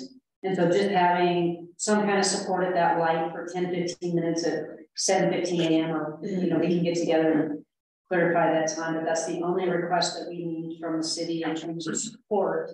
We need your bigger support, of course, to improve the permit, but no other changes. That 145 people in the run, 125 in the mountain bike standard, everything's got. And except for that one time, everything takes place out of town. Okay, thank you. Any questions for Tamara? Seeing none, I would entertain a motion, please. I'll move to approve temporary use permit for Leadville Race Series. Lifetime Fitness to host the Leadville Trail 100 Run and mountain bike camps Friday, June 23rd, 2023 through Sunday, July 2nd, 2023. Regency seconds. Thank you. Any other discussion? Roll call, please. Councilmember Richardson, Yes. Councilmember Hill, Yes. Mayor Rabhi, Yes. Mayor Pro Tem Green, Yes. Councilmember Fidelli, Yes. Councilmember Grant is absent, and Councilmember Luna is absent. Well, thank you. I'd like to thank Lifetime Fitness for keeping us very well informed this year and getting us ready for this temporary use permits. Thank you very much. Appreciate it. Okay, next up. Title 17. All right. Chapin, you're up. Yeah. I'll just start from the top. So again, page 166 of your packet, like follow along. All right, so again, so before council tonight for consideration for first reading of his ordinance, that would amend Title 17 of the city code, which is the city zoning code, to make it as table uses, administrative permits, accessory uses, and then it would also make it Title 5, which is the short term rental licensing section. So this is as you can see from the length of your packet, this is a massive code amendment that it would actually affect 50 pages of the city code. So this project began in 2018. In total, see, the Planning and Zoning Commission has reviewed this 8 times. There's been 6 work sessions with the Planning and Zoning Commission. There was also a joint work session last November with the City Council and Planning and Zoning Commission. And the Planning and Zoning Commission held a public hearing on this last week. There are 5 objectives to this code amendment, and I'll just summarize those. So the first is to reorganize the overall table of uses to be more readable and usable. I haven't updated in a long time. The second would be removing duplicate uses from that table. The third would be to where we are able to consolidate terms into more general terms. So that's getting into, for example, how we have introduced a category section. The fourth would be to add new uses where applicable. Like I said, this hasn't been updated in a while, so there are new uses that we have in Leadville or can expect to have in Leadville that we need to anticipate. And the fifth would be to establish appropriate approval processes for and level review needed for different types of applications. So that's, for example, like by right uses, administrative or by right approval, administrative approval, conditional use permit. So in your packet, and no mind, we'll display page 196 of the packet. In your packet, you have, I guess, two different categories of amendments. So first, what we have on the screen here is the amendments that were provided by the city's consultant after the November 15th joint work session. And so the main things to pay attention to here are anything that's highlighted in green is something that would be new to the council that you haven't seen yet that has been updated by the consultant since the November 15th work session. They did a really good job of organizing these this sequencing of amendments here. The revisions, as I mentioned, highlighting green. The main revision here, and this is showing the screen. If you look at the table, it's line 3A. The main revision that I would like to call to the commission's attention is what was discussed at the November 15th work session, preliminarily agreed upon by the City Council and the Planning and Zoning Commission. And this is an amendment to allow multiple family dwellings. So this is just 3 to 4 units. So that could be a duplex and an accessory dwelling unit, or that could be a 4-unit townhome. This amendment would allow those types of multi-unit developments be by right, so meaning they would not require a conditional use permit in front of Planning and Zoning Commission, City Council, or public hearing, and proceed straight to the site plan review by staff and a building permit application. And this would be an amendment in the R2, TR, C, and TC zoning district. So essentially that's excluding the R1 zone, which is northeast corner of town, that's owned by the school district and the Climax, and it would also exclude everything along Harrison Avenue in the retail. So I have a quick question, sorry. So even though it would say use by right, it would still have the density requirements be part of that review. Is that correct? Absolutely. Got it. Okay, just want to make sure. There would be an administrative review to ensure that all zoning requirements are met. So density, height, setbacks, and then there would even be a minor architectural review for the standards we have in the code regarding architecture. All right. So I want to make sure that I'm highlighting that amendment because this is a really important amendment. If we're going to address housing in Leadville, you cannot address it by having single family zone only. So this is a very important amendment. This amendment is actually being rolled in from also from the Housing Coalition's policy advisory team made recommendations to the city. And there were a variety of recommendations, but this recommendation was also made by that group for this code amendment. Since this project, as I mentioned, has been going on for 5 years, and this amendment was already being made to that line 3A. The decision was made, and council saw this back in November to go ahead and make that amendment to the table of uses projects. So the other code amendment I mentioned can focus on other stuff. All right. So moving on. So the consultant handed over code amendment package to myself and the city attorney, and we'll just maybe just you can scroll through the table of uses, we'll sort of stop at the bottom. Handed over that code amendment package in December and January, and so since January, the city attorney and I have made have done significant review and made significant. So in your packet, sorry, you have two sets of revisions, but the revisions that we'll go through next, and those are starting on page 201. If you don't mind navigating to that, Hannah. Can I just ask a quick question before we get off of this table? Yeah. On some of these categories, I can see where the prior, you know, if it was a right by use, for instance, has been updated, the old value is crossed out. My question is in section 4, which is group homes, there is a number of columns where the prior rights or I don't know what the right term is, has been crossed out, but there's no replacement for them. So under group homes, for instance, like an R2 and transitional residential. This means it's prohibited. So if it's just, is it? Because P usually means prohibited. So are they just getting rid of P? We're getting rid of P. It's just going to be blank if it's prohibited. Okay, thank you. Yeah. I missed that. Thank you very much. I'm sorry, 20. Yeah, so the second set of red lines that are included in your packet start on page 2. All right, so as I mentioned, the city attorney and I took this project over from the consultant starting in January and met weekly. We made a significant amount of amendments to the packet that we took over from the consultant. But I thought it was important to provide both sets of red lines in your packet.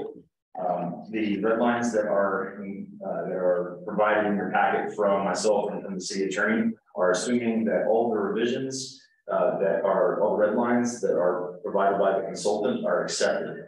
If you track changes, essentially accepting and then starting from there. All right. So Hannah has on display on page 201 of your packet the first section of code that we are, I'm going to say when I say the city attorney and I have made amendments to. There are various amendments to the definitions and the use category section. It's actually a new section that we have made. Those amendments were regarding animal uses, childcare uses, short-term rental uses, alcohol, marijuana, and formula business uses. And the purpose of this was for consistency with both the Colorado statutes, the table of uses, which we just looked at, and also previously adopted city ordinances. That's just specifically regarding the formula businesses. Some of the important definitions or key definitions I'd like to point out is that we added definitions for commercial use. Previously did not have a definition for that. Added definition for density, fence, hostel, and modular construction. So there's lots of other additions, but those are some key ones that I want to point out. So right now in our code, we don't really have anything that addresses modular construction. So it's important we felt to clarify, and we currently allow, we're not having rules like against modular construction. So in other words, we allow any type of building, whether residential or commercial, to be constructed in a modular fashion. There's no rules against that. So it's different for manufactured homes and mobile homes. We have rules on that. So just wanted to make sure that was clarified. We also, I'm sorry, yeah. So that wraps up that section. I'll move on to table of uses, and I'm just giving you the key highlights here. I'm not going to detail all of that. There it is. Page 226, please. So this is the table of uses. One of the first one of the amendments we made right off the bat is we edited that introductory statement to clarify uses that are not listed. As Councilmember Green just had a question about the the letters that were being struck through and consultants amendments, you'll now see with those revisions accepted, then you have to just have blanks. So if a use is not listed, so in other words, if the box is blank, then we've edited this section at the very top to say that would be reviewed for compliance with the next section of code, which is the uses not listed section, instead of being prohibited. That was really important. Look at this, going to make some more sense. Yeah. And I'll jump ahead a little bit in my memo, but that, well, and I'll get to this later also, that use is not listed section, we've also edited, we've done a complete repeal and replace of that section. Essentially we are allowing the planning director position to make a determination if the use is not listed, to have criteria in the code. There's listed criteria now for determining if that use is comparable to a listed use, and there's criteria for making that decision. We've made various amendments for this table to be consistent with the definition section we looked at earlier. We have listed, and this is going back to the council's direction from the February joint work session of the Planning Commission. We've listed short-term rental uses under lodging facilities, and we've listed that as requiring an administrative permit in all zones. Again, that's per council direction. And we have, I'll get to another section regarding criteria for approval. We have, if you could actually go down and hand it to page 230, just the very bottom of the table. We've removed the accessory use allowances from another section of code that's specific to accessory uses. And we brought all of those allowances into the bottom of this table in the accessory uses section. So if you're looking at it and looking at the code, trying to understand where an accessory use is allowed or what accessory uses are allowed, and then you find it here, not in another section of code. And then if you go to, I think it's the next page, 231, please. So as I mentioned, the uses not listed section, which addresses anything where there's a box that's blank in the table of uses. This is an entire repeal and replace section. Right now, this code section requires city council to decide whether if a proposed use is not listed, whether or not it is allowed. So that means that maybe a very minor use could be, there's not an administrative decision process, it has to go through a public hearing process, which could, for very simple things, that could encumber the public hearing and city council process agendas.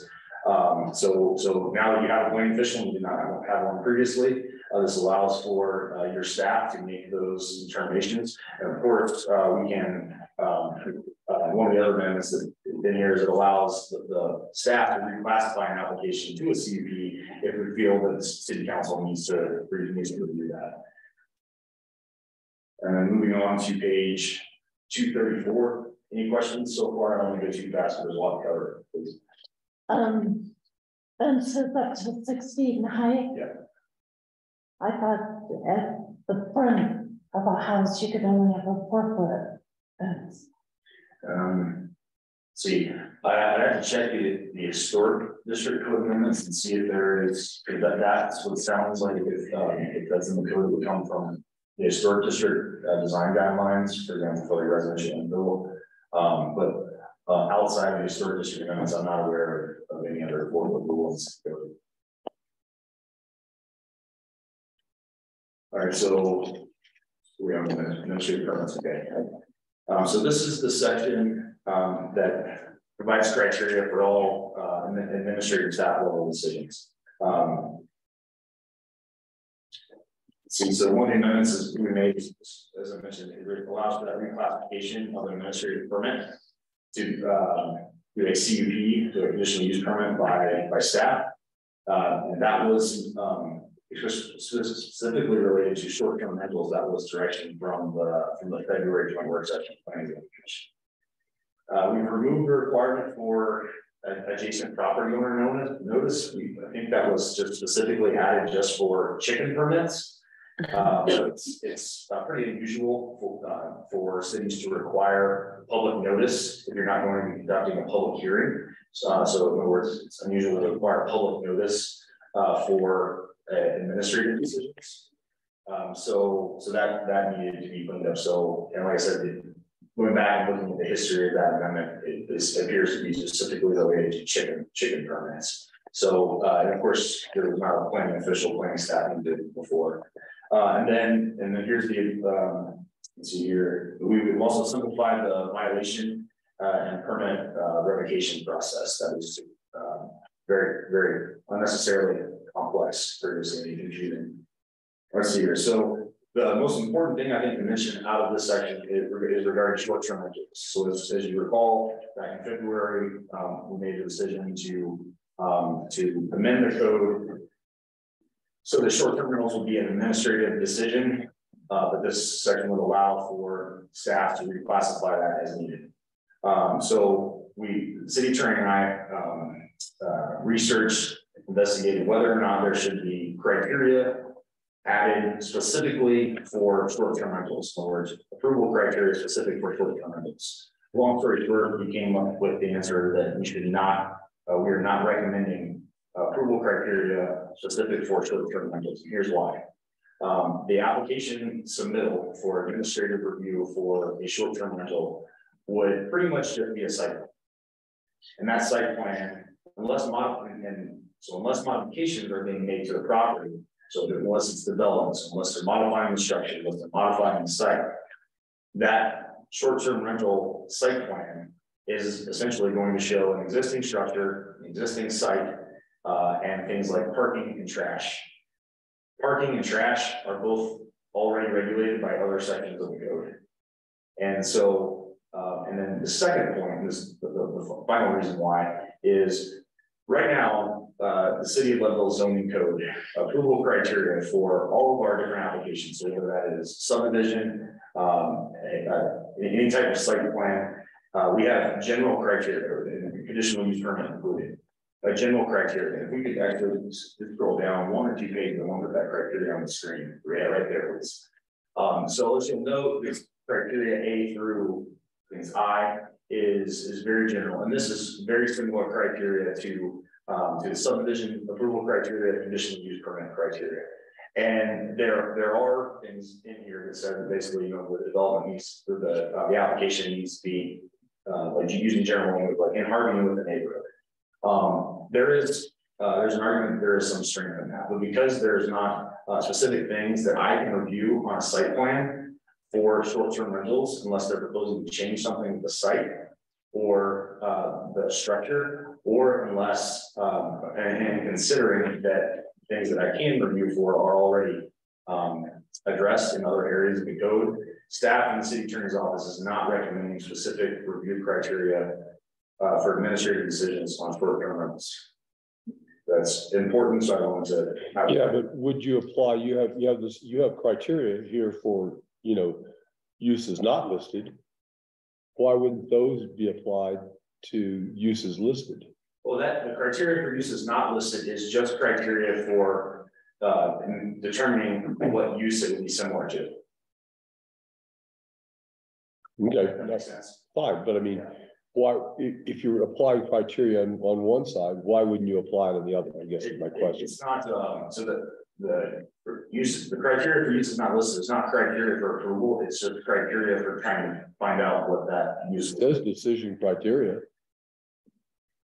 Okay, well, I think that might be an error. Maybe something can be stronger in the uses not listed section, but right, yeah. It appears to be, and that's why I'm asking.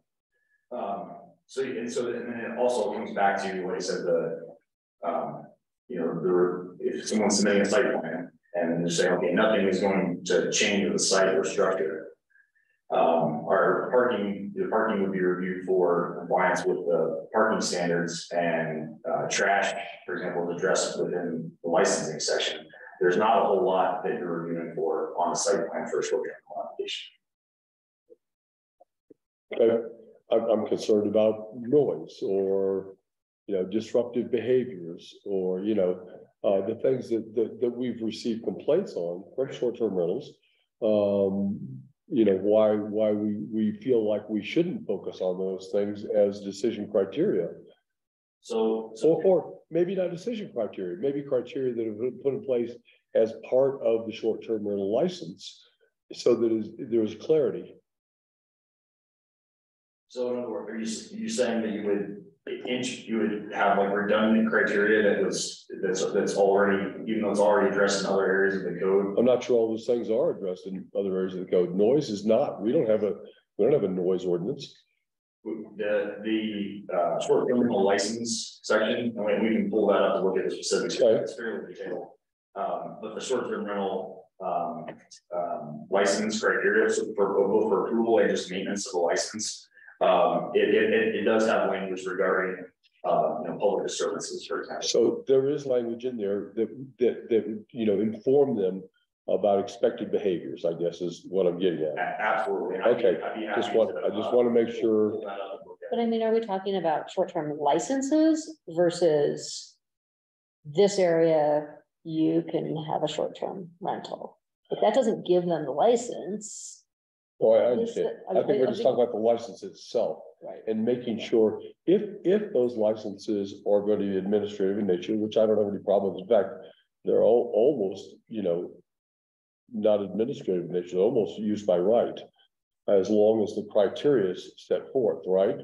Yeah, if there are unique, unanticipated issues that can be identified with their submittal, then it can be reclassified to a conditional use permit application. You can push it up to a CUP then. Absolutely. Gotcha. With these proposed code amendments. Okay. All I wanted clarity, and if somebody has a license, I want them not to be able to come back and say, well, you didn't tell us. Okay, thank you. Yeah, site, I just want to make sure that I'm addressing this question. So when somebody is submitting a site plan for administrator's STR permit, not license permit, they would be, it's a top-down view, from the sky looking down, shows the property owner, a house, maybe a deck, hot tub, driveway, and so we can say, show your parking, show where your trash is going to be, but there's nothing on there that can show the noise. I'm just trying to use a dramatic example. They can't show the noise on their site plan, and that's kind of the basic reason why we say stick to the general criteria we have. Okay, thank you.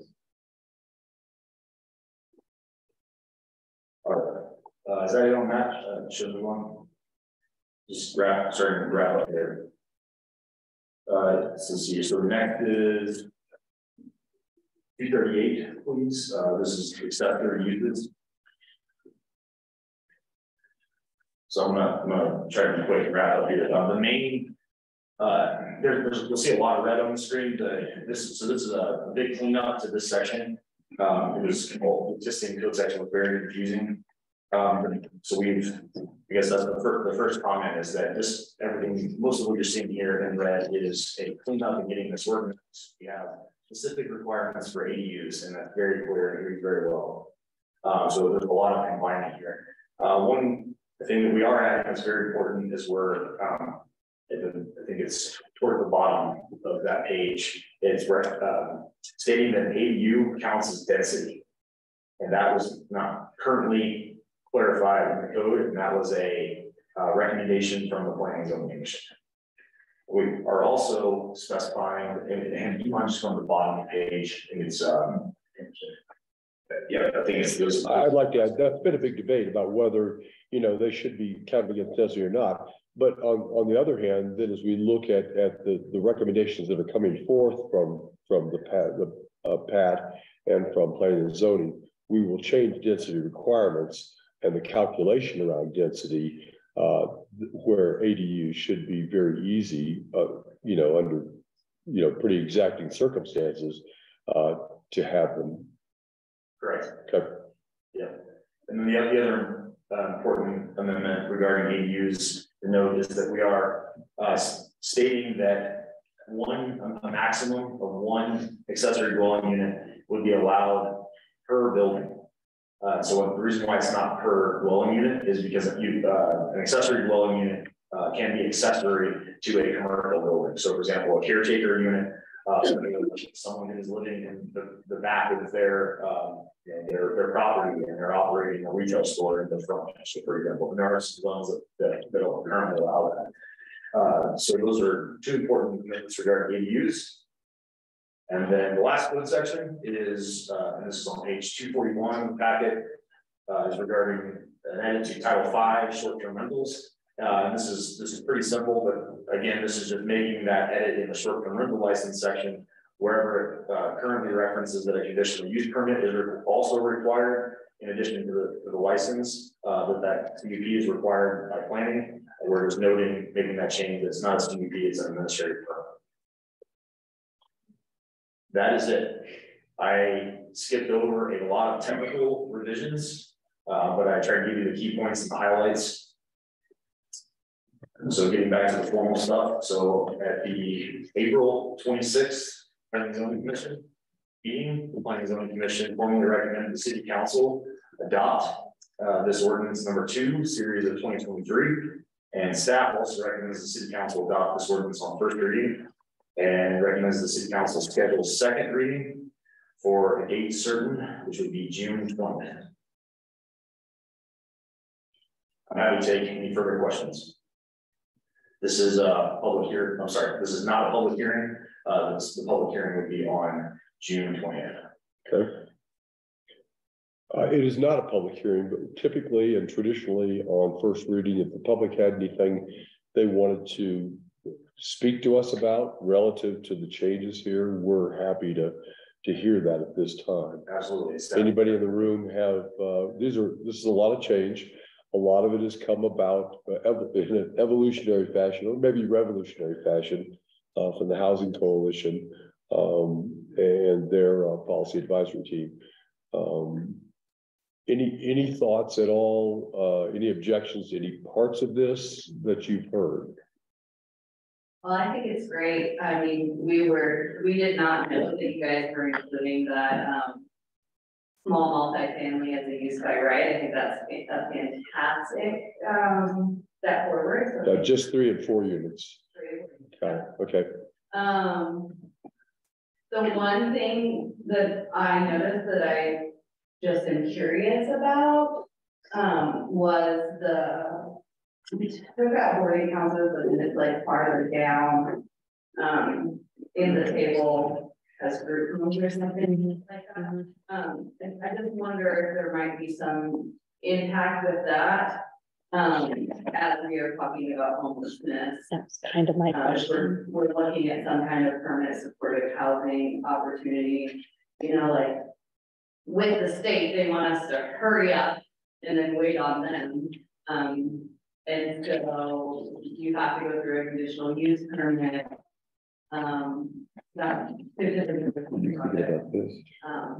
So I was wondering, like, under that out there. Places for us, like, how would that? I'm just going to is that I'm looking behavior at the done? red one, so I just want to make sure that I understand and that we're speaking about this correctly. So the current proposal is page 226 of the packet. No, I understand. Hey, council members, if y'all could keep it to one person talking at a time. I apologize. It's really hard to follow. Thank you. So page 226 of your packet, group homes is listed as being a conditional use in the R2, TR, and TC zones. I was looking at line 59, grooming and boarding houses. So you're looking at the consultant updates.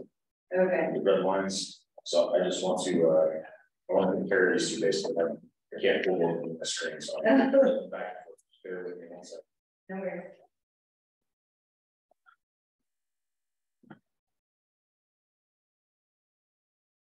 While you're looking at that, I would say in terms of Mayor Pro Tem Green's concern, currently the request by Dr. Lisa and the advocates for that particular home would require rezoning in order for to fit properly in that place. Yeah, and that's consistent, it's commercial zone, and so that is the, right, you know, the zone is designated for commercial uses, and it allows like residential uses and accessory use. But that was one of their asks of us as they, you know, work towards a grant process that we consider rezoning from commercial. I saw it on line 59, I think. But you were right, I am a consultant whereby. And that's why I just wanted to compare the two. Okay, so Christy's right. So we now have a prohibition on that in the scroll up to see retail 4.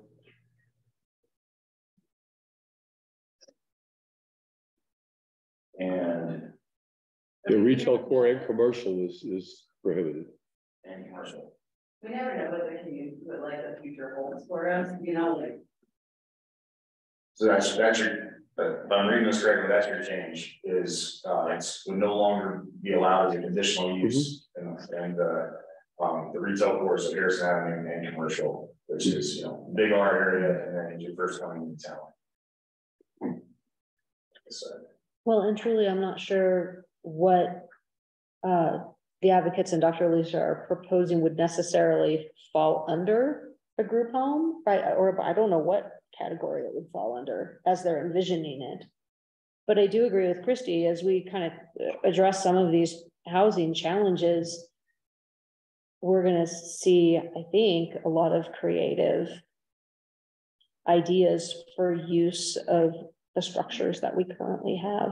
And it just, yeah, I don't know where that kind of idea would fall. I would say this, if something is outright prohibited, an applicant can always apply for a conditional use permit, and I can always bring that to the planning zone commission city council. Even if it's prohibited. Yeah.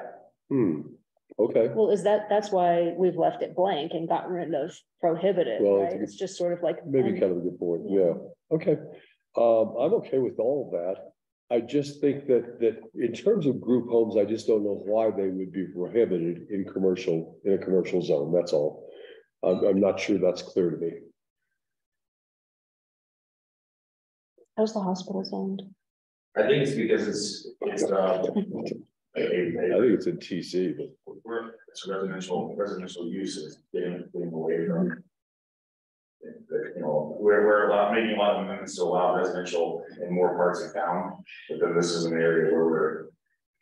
Yeah, we have several pressures for maybe, you know, residential in commercial zones down kind of at that end of town. You know, the possible project from Melanzana is in a commercial zone, you know. So I'm not sure where we're going with this. Sue, yes, please. Just curious, as we're about to go into the homelessness presentation, a shelter, we don't know what else it would fit under except group housing. And if it were to occur like in any of our churches or something like that, just supposing they're all in commercial zones, or many of them are. So just in general, if there were a shelter, why couldn't it be in commercials? It's something that staff is. It's a great question. I'm asking the same question. You know, maybe that's a change that we should ask for at second reading. Yeah. If we got funding and approval to move forward quickly, and then we have to wait for a conditional use permit, we could lose the opportunity to get the funding. Well, it would be a conditional use permit either way. What we're talking about having to rezone, which is, you know, a more complicated process. Well, what I would suggest is, so this is first reading, and we're going back to the council on June 20th, so a little over a month. And I have met the advocates, and we got into the definitions of group homes and some other different potential uses that would fall under. So we've already had 2 meetings. So we can have another meeting, and we can come back with a second reading with some considerations and staff recommendation. And I would point out, it's not just about the advocates. I mean, just in general, how we think about commercial zones, but we also show that senior living center would be a conditional use permit in that same zone. Not sure I would know how to differentiate between those things. If we bring back a nursing home by the hospital. There we go.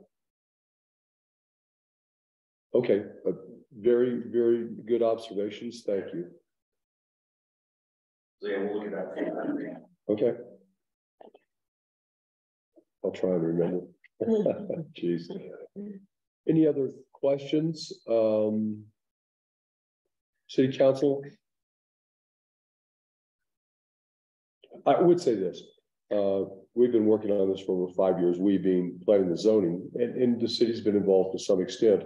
And some of the original intents were pretty easy to get out, relatively easy in terms of, okay, we had way too many categories and we consolidated some of those.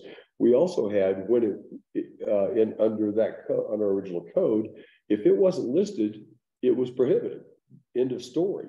And now we've put more flexibility in this, in the cases of, we don't know the future and what uses could come up, but we've left ourselves the flexibility to deal with them. So those are all really good things, just on the very, surface. Okay, well, this has been fantastic.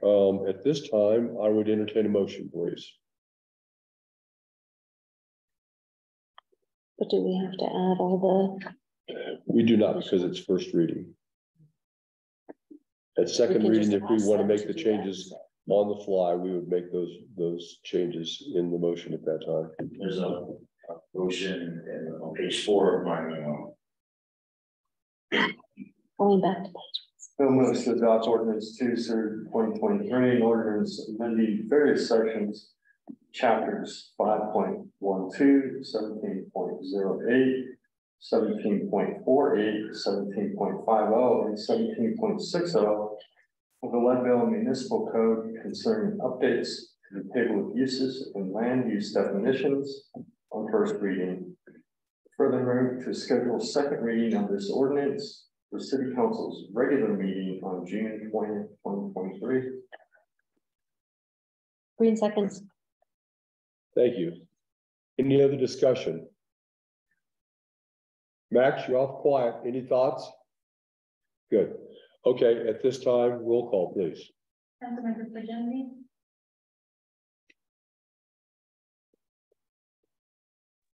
Yes. Mayor Levy, Yes. Councilmember Larson. Yes. Councilmember Phil, Yeah. Mayor Pro Tem Green, Yes. and Councilmember Luna Mayo, and Councilmember Van Pass. Unbelievably fine work, Chapin. Herculean effort.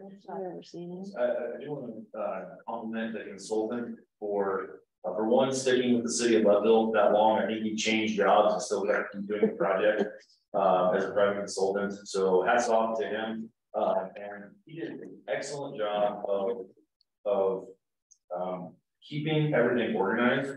And so that when, like I said, we came back to planning the zoning commission 8 times. And so every time we came back to planning the zoning commission, he kept the record straight, made it very easy to understand what had changed from the last time.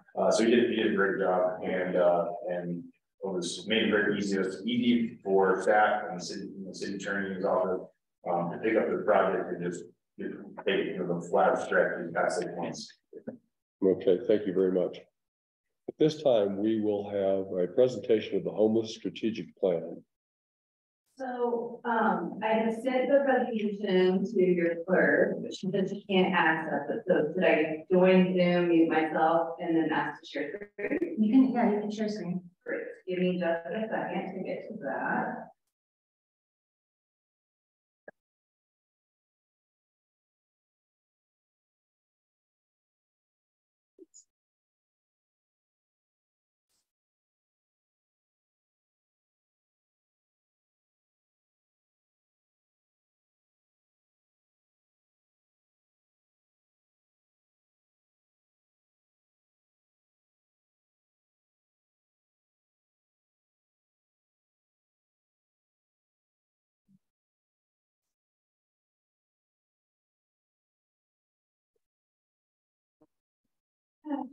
Please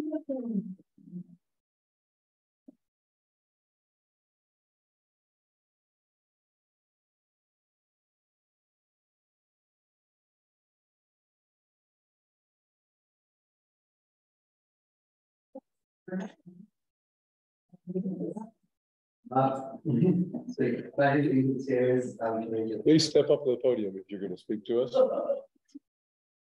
No pressure.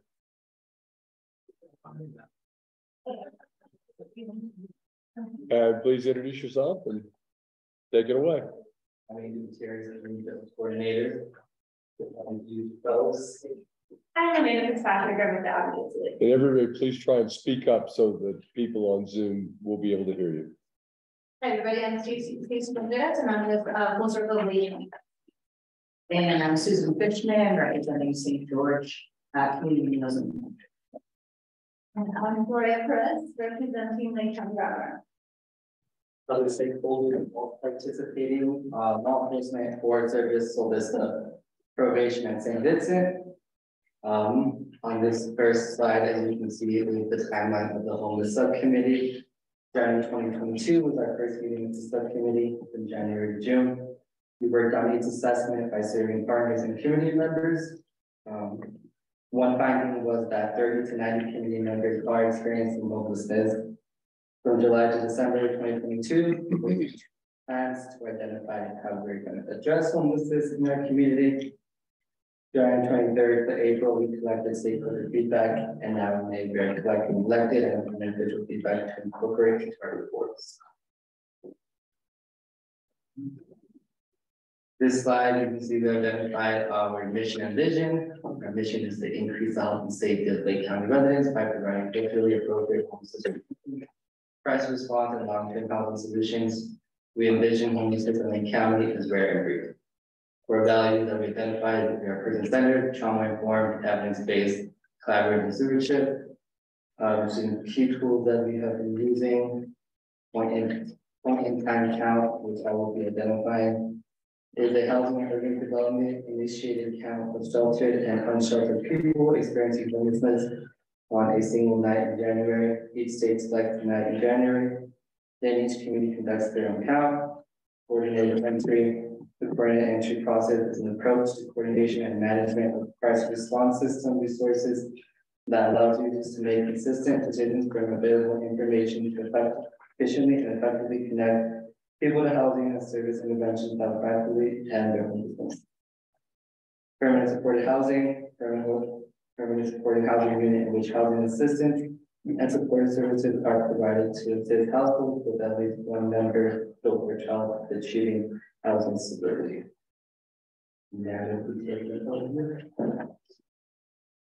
So why do we need to address this now? We really did a lot of our work in response to what we heard from community organizations.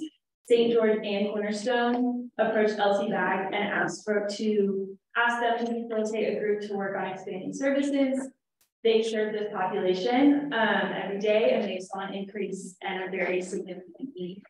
As Angel mentioned, we facilitated a point in time count. This was a countywide effort led by ALC, and then Angel said this was a count of everyone who was sleeping unsheltered on one night in January. This year, it was our first time conducted, and we're really proud of how it went, but we know because it was the first time, we definitely missed people. And we counted 29 of our community members, including 3 children, were sleeping outside that night. And I was working that day at 6 a.m. and it was pretty close to 0 degrees and people were sleeping unsheltered. We also want to be able to take advantage of certain funding opportunities. The upcoming funding opportunity called Prop 123. It's pretty vague right now. They don't have a lot of details out, but it's a really unique opportunity and we want to be able to be organized and be able to get those funds into our community. Statewide, this will provide $27.32 million of funds in year 1 and $55.8 million in year 2. And so we just need to be ready. These kind of funding opportunities don't come around all the time and we need to take advantage of them. Also, it's kind of hard to see for those of us in the room, but this picture on the right of the slide is the housing continuum. What this demonstrates is kind of where people fall in different levels of AMI in our community. The people below 30% of AMI on the far left of this picture are people who need homeless services. And that's just to demonstrate that there are different agencies and organizations in our community working on like affordable housing, but that's only one piece of the puzzle, and we need to also be addressing homeless services as well. As our housing crisis continues to grow, people are going to be pushed down this continuum as rents rise, and more people are going to need homeless services. Right now, about 14.8% of Lake County falls into that below 30% need of homeless services. And this is based on census data, and we know our community, not everyone is completing census data, especially Latino populations. So we know that this is an underestimate. And that 14.8% is about 393 people who right now in our community would benefit from homeless services. Hello, as I mentioned, I'm Gloria Person, and I represent the Lake County Wraparound Program. I think it's worth noting, and I didn't catch this when we were putting together the presentation, but Wraparound is a program that does encounter homeless families and youth. So we do provide services for the population of homeless children and families 0 to 21 years old. So that we became part of the homeless subcommittee, representing that group that provides services.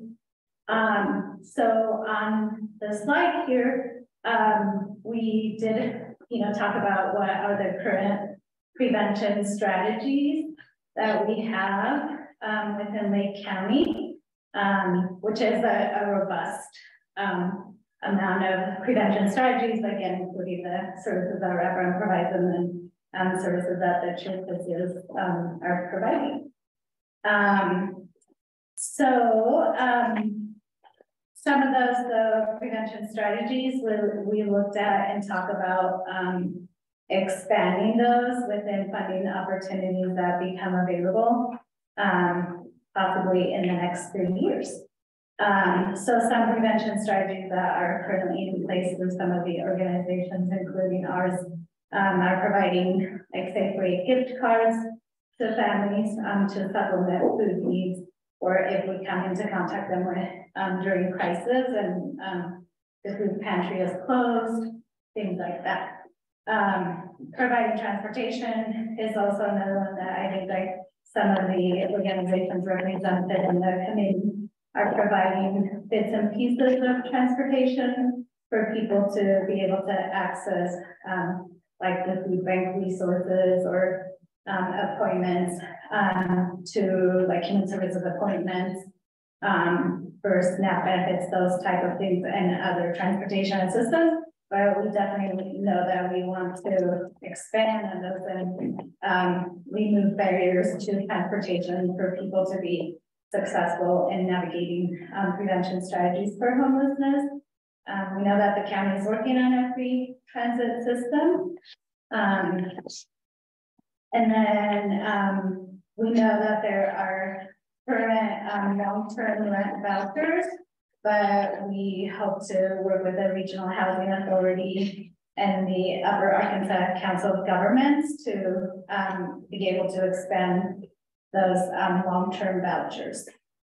Access to mental health care is a key piece of prevention and crisis response to homelessness.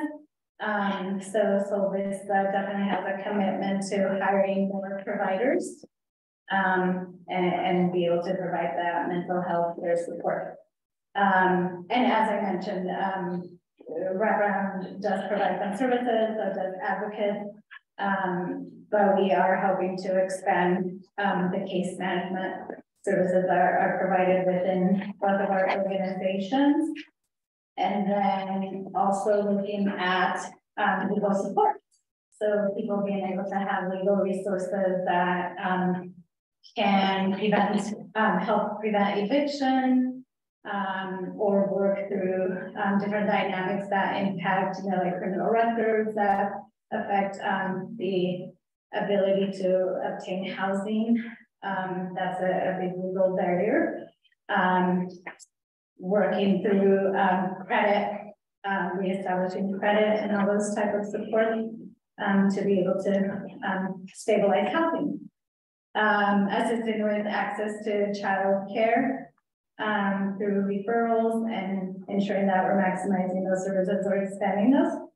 And then up there we had one of the core values is stewardship.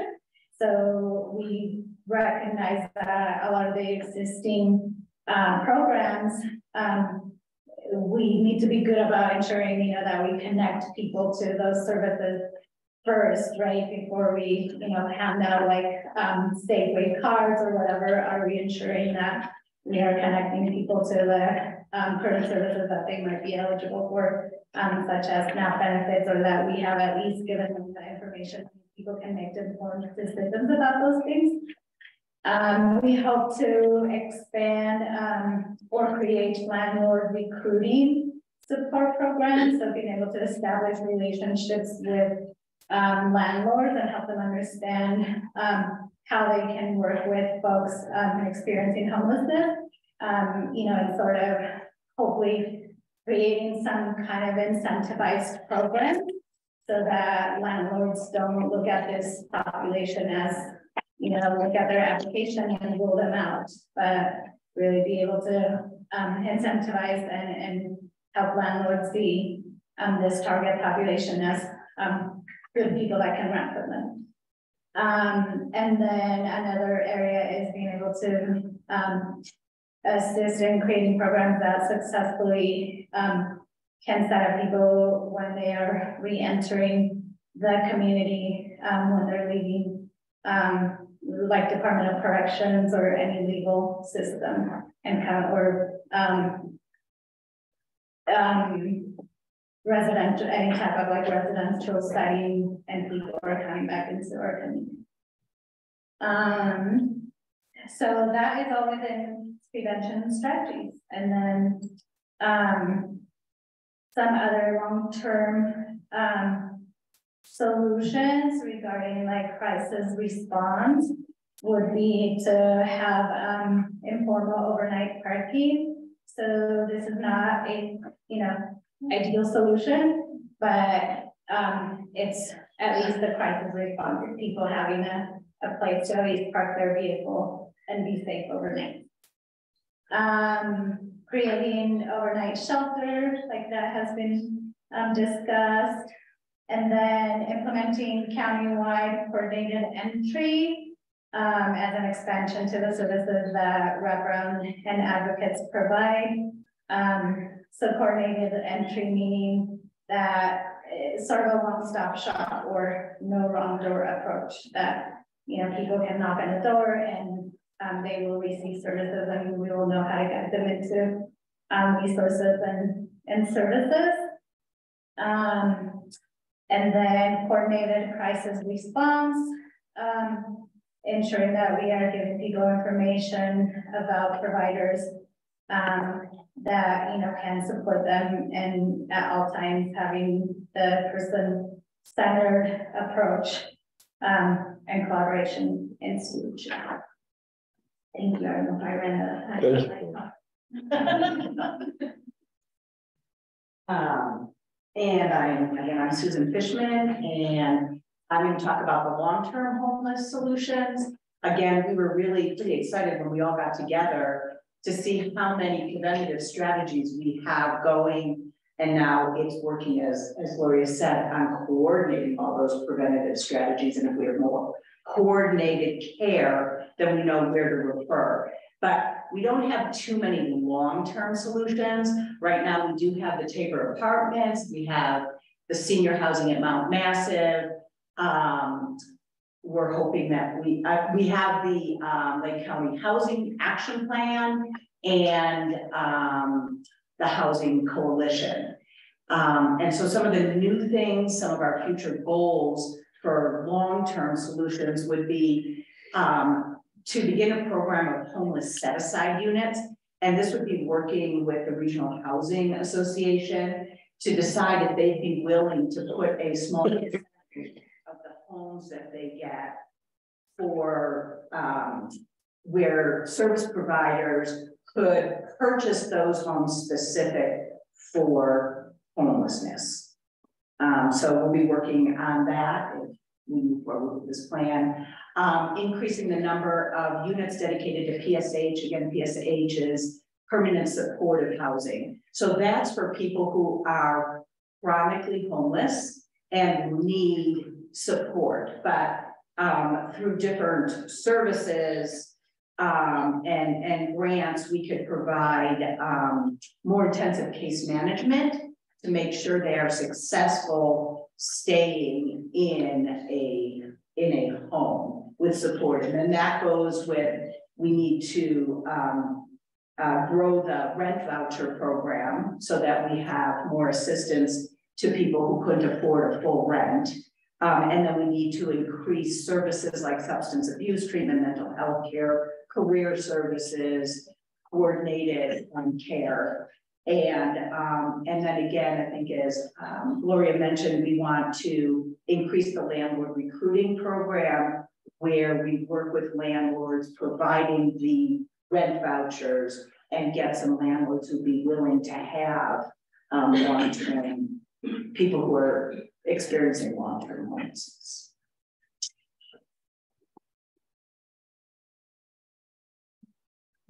So what are our next steps?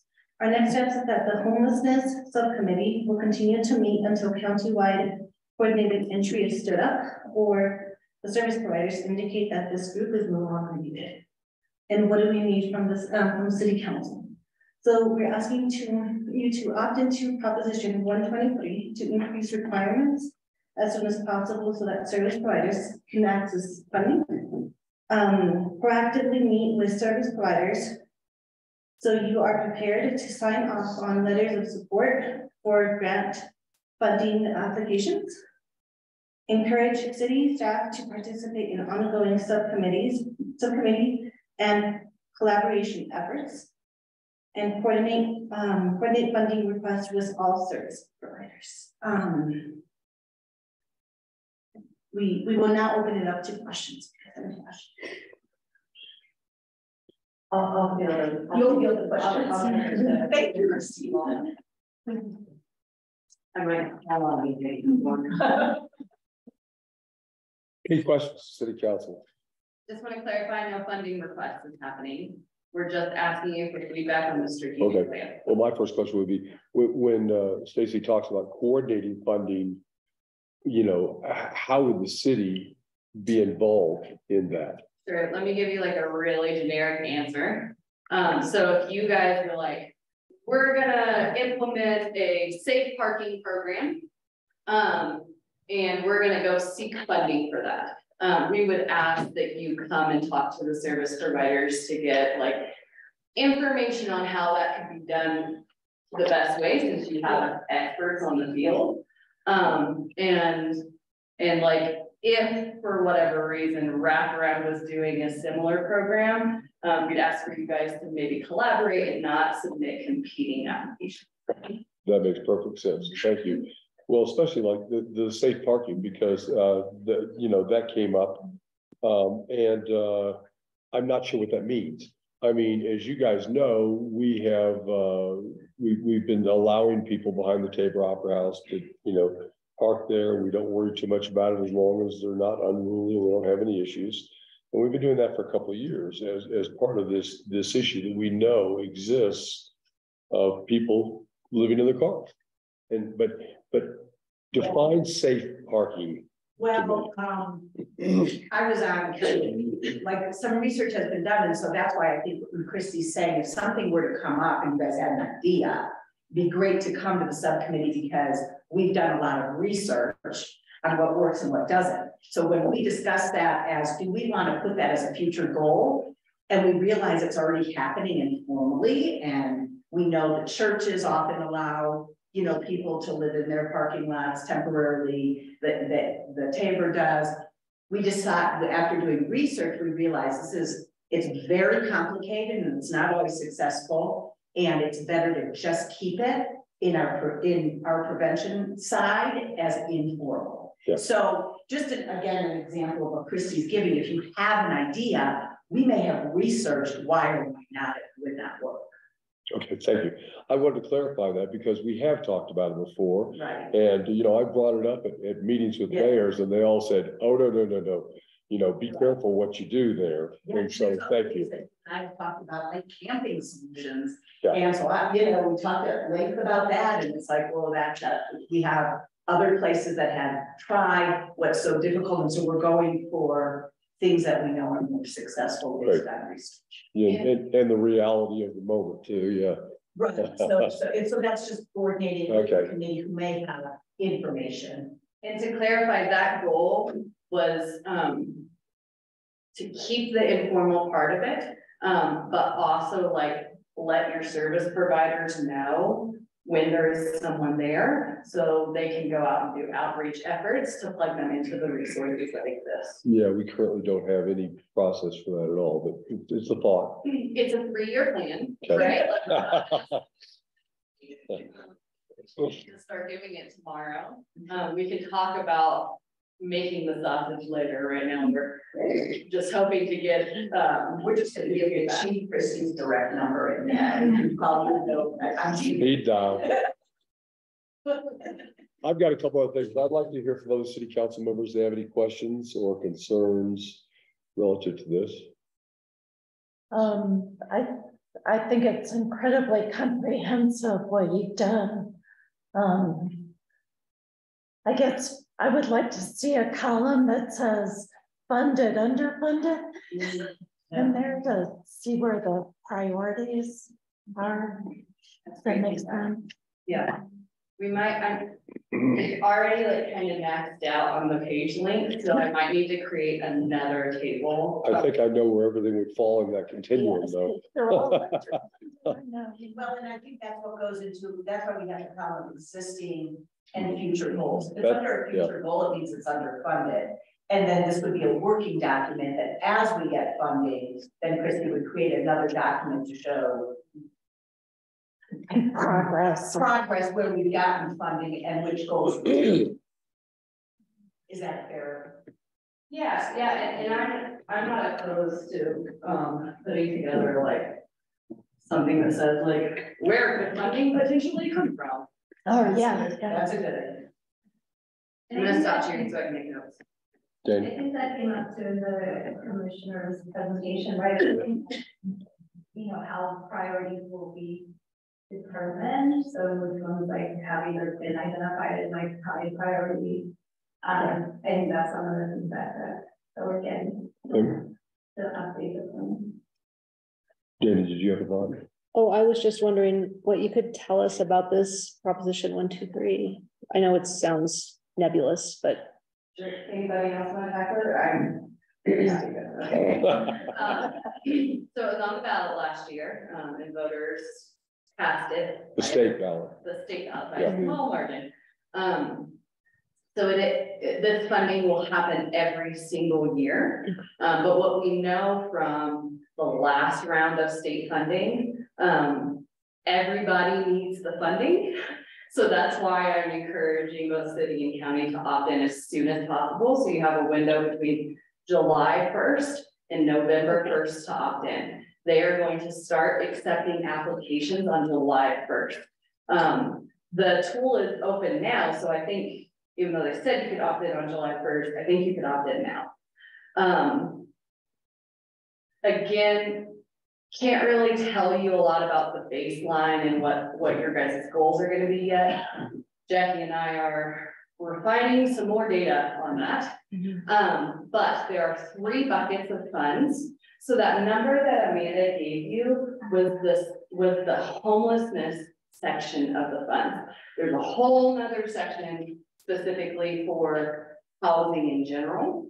And then there's a whole nother section that goes to CHAFA for Colorado Housing Finance Authority for LIHTC projects and tax credit projects in general. So it's a lot of money for homelessness. And as we know, everybody needs the money. So I don't know how prepared other wrap around their advocates are to put in those applications, but to set them up for success, I would just encourage that. Any more questions? The state is super confused and they do not know what they're doing. Yeah. And they're like really, really trying their hardest to get ready. But they're still swamped from 1304. And so it is what it is. Okay, thank you. Chief, you have a comment? Yes, sir. For one, I want to say I appreciate what you're trying to do as far as the strategic plan, because this is a very difficult problem set, and it's not only plaguing small communities like here in Leadville and Lake County, but the largest communities in our entire state. Having come from a career previously to here dealing with the largest subset of homelessness ever in the state of Colorado, and enormous numbers. I've dealt with this on a vast experience. Specifically, when you're talking about your safe spaces, I've seen blocks upon blocks upon blocks, and parking lots taken over by vehicles and camping trailers and RVs that initially started off okay, but then turned into a gigantic problem, particularly with trash and drug use and other things that come into play with that. So that has to be really taken a look at carefully. Right now, I'm dealing with an individual with a trailer in the city that's already been asked to move twice. And we're trying to find a safe place for her to camp out. However, or to live with that trailer. However, not to impact the local area so much that it now turns into an area of drug usage or trash or indecent exposure because they're using the bathroom outside that trailer. And to come with that fine balance of what's going to be good for the individual, as well as what is going to be good for the neighborhood and the business community and those people who live in and around that area. So, and I will tell you that law enforcement in the middle of the night, they're not calling you, they're calling us for these problems. And they're not law enforcement issues, but they do creep into the realm of ordinance violations and drug usage and sometimes even the felony. So it has to be a comprehensive strategy that involves all the players. I did not see the Leadville Police Department on any of your players. I saw the Lake County Sheriff's Office. I think if I can respond to two things. One, those players who have been attending the subcommittee, and we had Christian Luna attended as a city council, and the mayor attended. And we didn't have law enforcement. They were invited and we did not, one meeting. I think it came to one of our meetings. Yeah.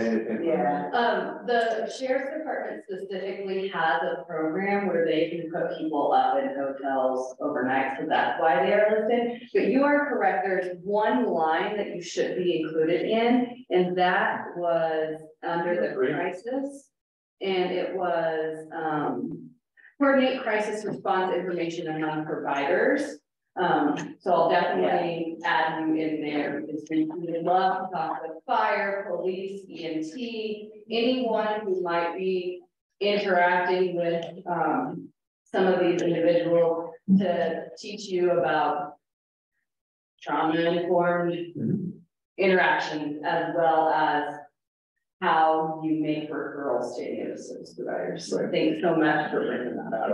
And the second thing I wanted to respond to is that I think if we can get funding for the coordinated care program, then we would have somebody to call in the night that might know where we have a space available. If it's not a drug situation or something, but might be able to help if it's a safe person with needs to camp somewhere. Maybe we have a group of individuals who are willing to allow a keeper on there, like sure, right? So but we need the funding for coordinated care. And the advocates currently have a 24-hour hotline, but it can only benefit survivors of violence, which most people who have experienced homelessness have experienced violence. So I encourage you to continue to call us and we can make that screening decision. But moving forward, we will, with this coordinated entry, we will also be using that model for a 24-hour homelessness. So we are looking, this will actually hopefully lessen the burden on law enforcement, because if it is not something that they're concerned about people's safety, the advocate employees can respond to those types of things. I appreciate it. And I can tell you, I'm proud to say that on 2 occasions that I know personally of, our Leadville police officers that paid for a hotel room for someone to stay overnight on a situation on a cold night. But it didn't fall into those realms of any kind of violence or anyone that was apparent at that time. So. Yeah, and I would just say too, again, from research, we know that about 90% of homeless individuals have experienced violence. And so just call us and we can do the screening on our end, and we know how to draw that information out. So even if you aren't sure, call our hotline. And that kind of goes to that for company and for something. Yeah. Stewardship. So we certainly want to like be utilizing the proper funds when we can. I think it's super admirable that your staff is willing to pay for that out of pocket. And also if we have grant funds for it, gosh, I'd love for your staff to take home that money. And we utilize the grant funds when we can. I do have a comment. As you guys know, I'm trying to pay attention. I'm very supportive of the work that's being done. There's a lot of work to be done. I have a couple comments about this that I'm struggling with the numbers, you know, and it's about how they're presented, to be honest. And I look at them and I say, I find these hard to believe. I just do. Sorry. You know, every time we talk, I hear a different number about what we think the point in time count was. And so now it's 30 to 90, and I've never heard that number before. It was, you know, 30 to 50. And sorry, to clarify, yeah, that came from the housing or homelessness needs assessment. 30 to 90 was based on the interviews that they did with service providers on how many people they are serving, as well as community members. Okay. Well, then we go to the next number, which is 14.8% of Lake County. You know, what you say, Amanda, 393. I may not have gotten it written down properly. That's a huge number. So is this a spectrum that really doesn't include homelessness at all? I can't tell. Is this cost burdened household? What are we talking about here? When we're talking about 393, not 30 or 90. So that 30 number was from the point in time count. I knew that. So did not have a safe place to sleep that right. day. Unsheltered homelessness is defined as people without running water, you know, without a roof over their heads, things like that. And we know that that is an underestimate because without service providers right now, it's really hard to get this data. We can't get a solid number without a dedicated service provider. So that's why some of this fluctuation, that 393% is an estimate that Christy gathered through looking at existing data. And that is looking at people who are currently living 30% of AMI or below. So that doesn't mean they're unsheltered. They could be doubled up. That's something we see really commonly in our community, but according to the point in time count, doubling up does not count as unsheltered. Right. So we could not count them. So there's or multiple households in a small space. So the numbers are fluctuating, and part of that has to do with the fact that we don't have a dedicated service provider, and it's really hard to get a clear picture, but it's also partly to do with these national definitions that sometimes they count this, sometimes they don't. And so I think moving forward, we'll just try to be really clear about when we say a number, what that number specifically is. And that would help. It would help me anyway. I would also say twice in this strategic plan, you refer to homelessness as rare and brief. It clearly is not rare and brief. So I'm not sure I understand that. Oh, never mind. Okay, my mistake, sorry. Things in place, our vision is that homelessness in Lake County is rare and brief. Okay, thank you. Because we talk about prevention and long-term solutions. Really good work. A lot of questions in the future, not now, about permanent supportive housing versus temporary supportive housing. I think those are topics that really need to be, discussed earnestly, and not sure we're going with that. Any other questions or thoughts from City Council? Do you want to ask Tim or Max if they have any comments? I don't have anything. Max, what do you think? A lot of great information. I don't have any comments on it this time. Thanks, Mayor. Thank you. Man, have you guys bit off a lot. That's all I have to say, but thank you. It's huge. Mayor, I just also want to highlight that next Tuesday, the Advocates of Lake County is going to be presenting to the Board of County Commissioners about low barrier programs and specifically about permanent supportive housing, what that can look like. That's Tuesday at 11 o'clock.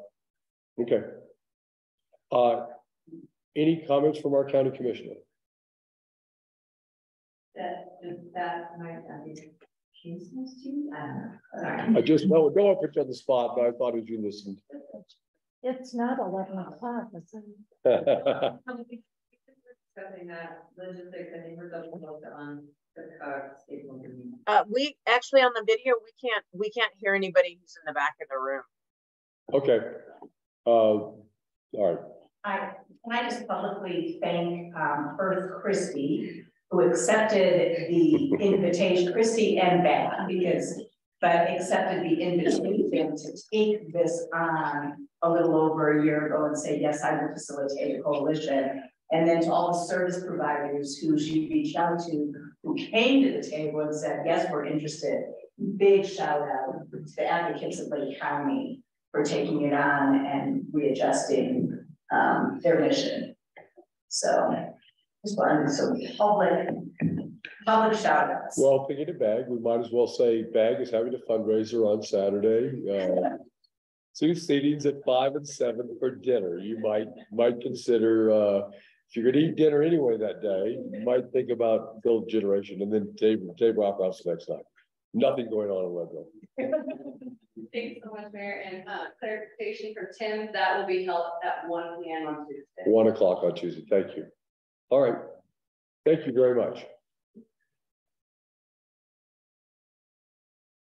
Okay. Next up, we have public comments on anything somebody would like to talk to. Mr. Prestage.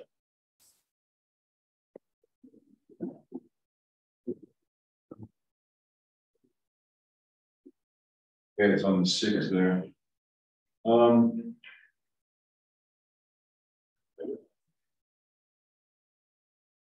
Okay, I talked about Dr. Lisa's treatment. We would have gotten stitches if there was medical benefits available, and I really didn't need the stitches.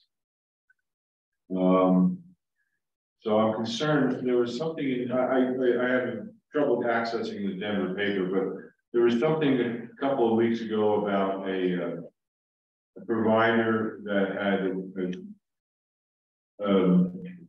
apartments for people that were wheelchair bound. And I read 2 articles about that particular thing. Wasn't able to see if there was a follow-up article. And what was happening was they were going to displace the people that they were providing, these wheelchair people, providing their apartments, to take on a different set of clients, which would be the people that were brain damaged or had brain injuries. So they were going to displace the people that were living there. And it seemed like it was based more on making more money than caring for the people they already committed to. So I'm concerned with Dr. Lisa, with the advocate about, it sounded empathetic and things like that, but she's essentially asking for her building to be changed for this use, get the zoning changed. And I guess we're coming up to 2 minutes. But then we don't have just cause to not renew leases in Colorado. So what's to stop her from saying after 2 years, well, I don't want you guys in here anymore, I'm going to use this for something else. I I think it'd be more pragmatic if we're gonna make some kind of adjustment for this use to get Dr. Lisa to sell the building to the advocates. Just, I'm sorry to interrupt, but it is a sale. It's only a sale. The building is for sale. There's no lease even being discussed. So she's selling the building to the advocates? Yes, that's correct. Okay, so that was my concern, that it would be just flipped over again. And then, okay, so then I wasted everybody's time with my 6 minutes or on that. That's okay, you're better informed now than you were, so Yeah, that's good. thank you. Yeah. Anybody else who would like to speak to city council? Anybody on Zoom who would like to speak to city council? Okay, thank you very much. At this time, we have the public meetings planner. Anything that we want to correct, add or subtract in the public meetings planner? All additions to me. There's a lot of stuff going on, but I'm not going to get into that tonight. Okay, thank you very much. Can I ask? Oh, yes, please. What is the June 10th Main Street / community? Oh, that's okay. Let me clean up, yeah. All right, good question. Okay, next up, real quick for mayor's report. I've been working on the senior banners. It's almost funny, but it's not really funny. We're working on the senior banners for about 3 weeks. They're supposed to be delivered early this next week. We already talked to the street department. We'll get them up about 2 weeks before graduation, and we'll leave them up for a couple weeks after graduation. So the timing is pretty good. But then I got a whole disc today from the high school and Cloud City High School for banners, and I can't do it. I'm sorry, you know, and I'll let them know, but it just was unfortunate. I've been asking for almost a month for pictures, and we're too far down that road at this point. They're actually being produced now, so that's where we are. I called Cloud City specifically and asked them. You know, so I'm not trying to be hard on them. I just, you know, I have to let them know it's too close now to really get anything done. Sound of Music was wonderful. For anybody who got to go, it was wonderful, even if you didn't get to go. And that's it for the main report. Any council reports? Max, any council report from you? No, sir. None at this time. Thank you very much. In which case, I would be remiss if it did not mention that my calendar says tomorrow is Max Forgensi's birthday. Oh man, she's relentless. Thank you. I was waiting for him to say so from all of us at the city, happy birthday to Councilmember Forgensi tomorrow. Thank you. Thank you. We're very all going much. to show up at your house tomorrow and sing happy birthday. At this time, it is 8:48 and the city council is adjourned. Thank you all.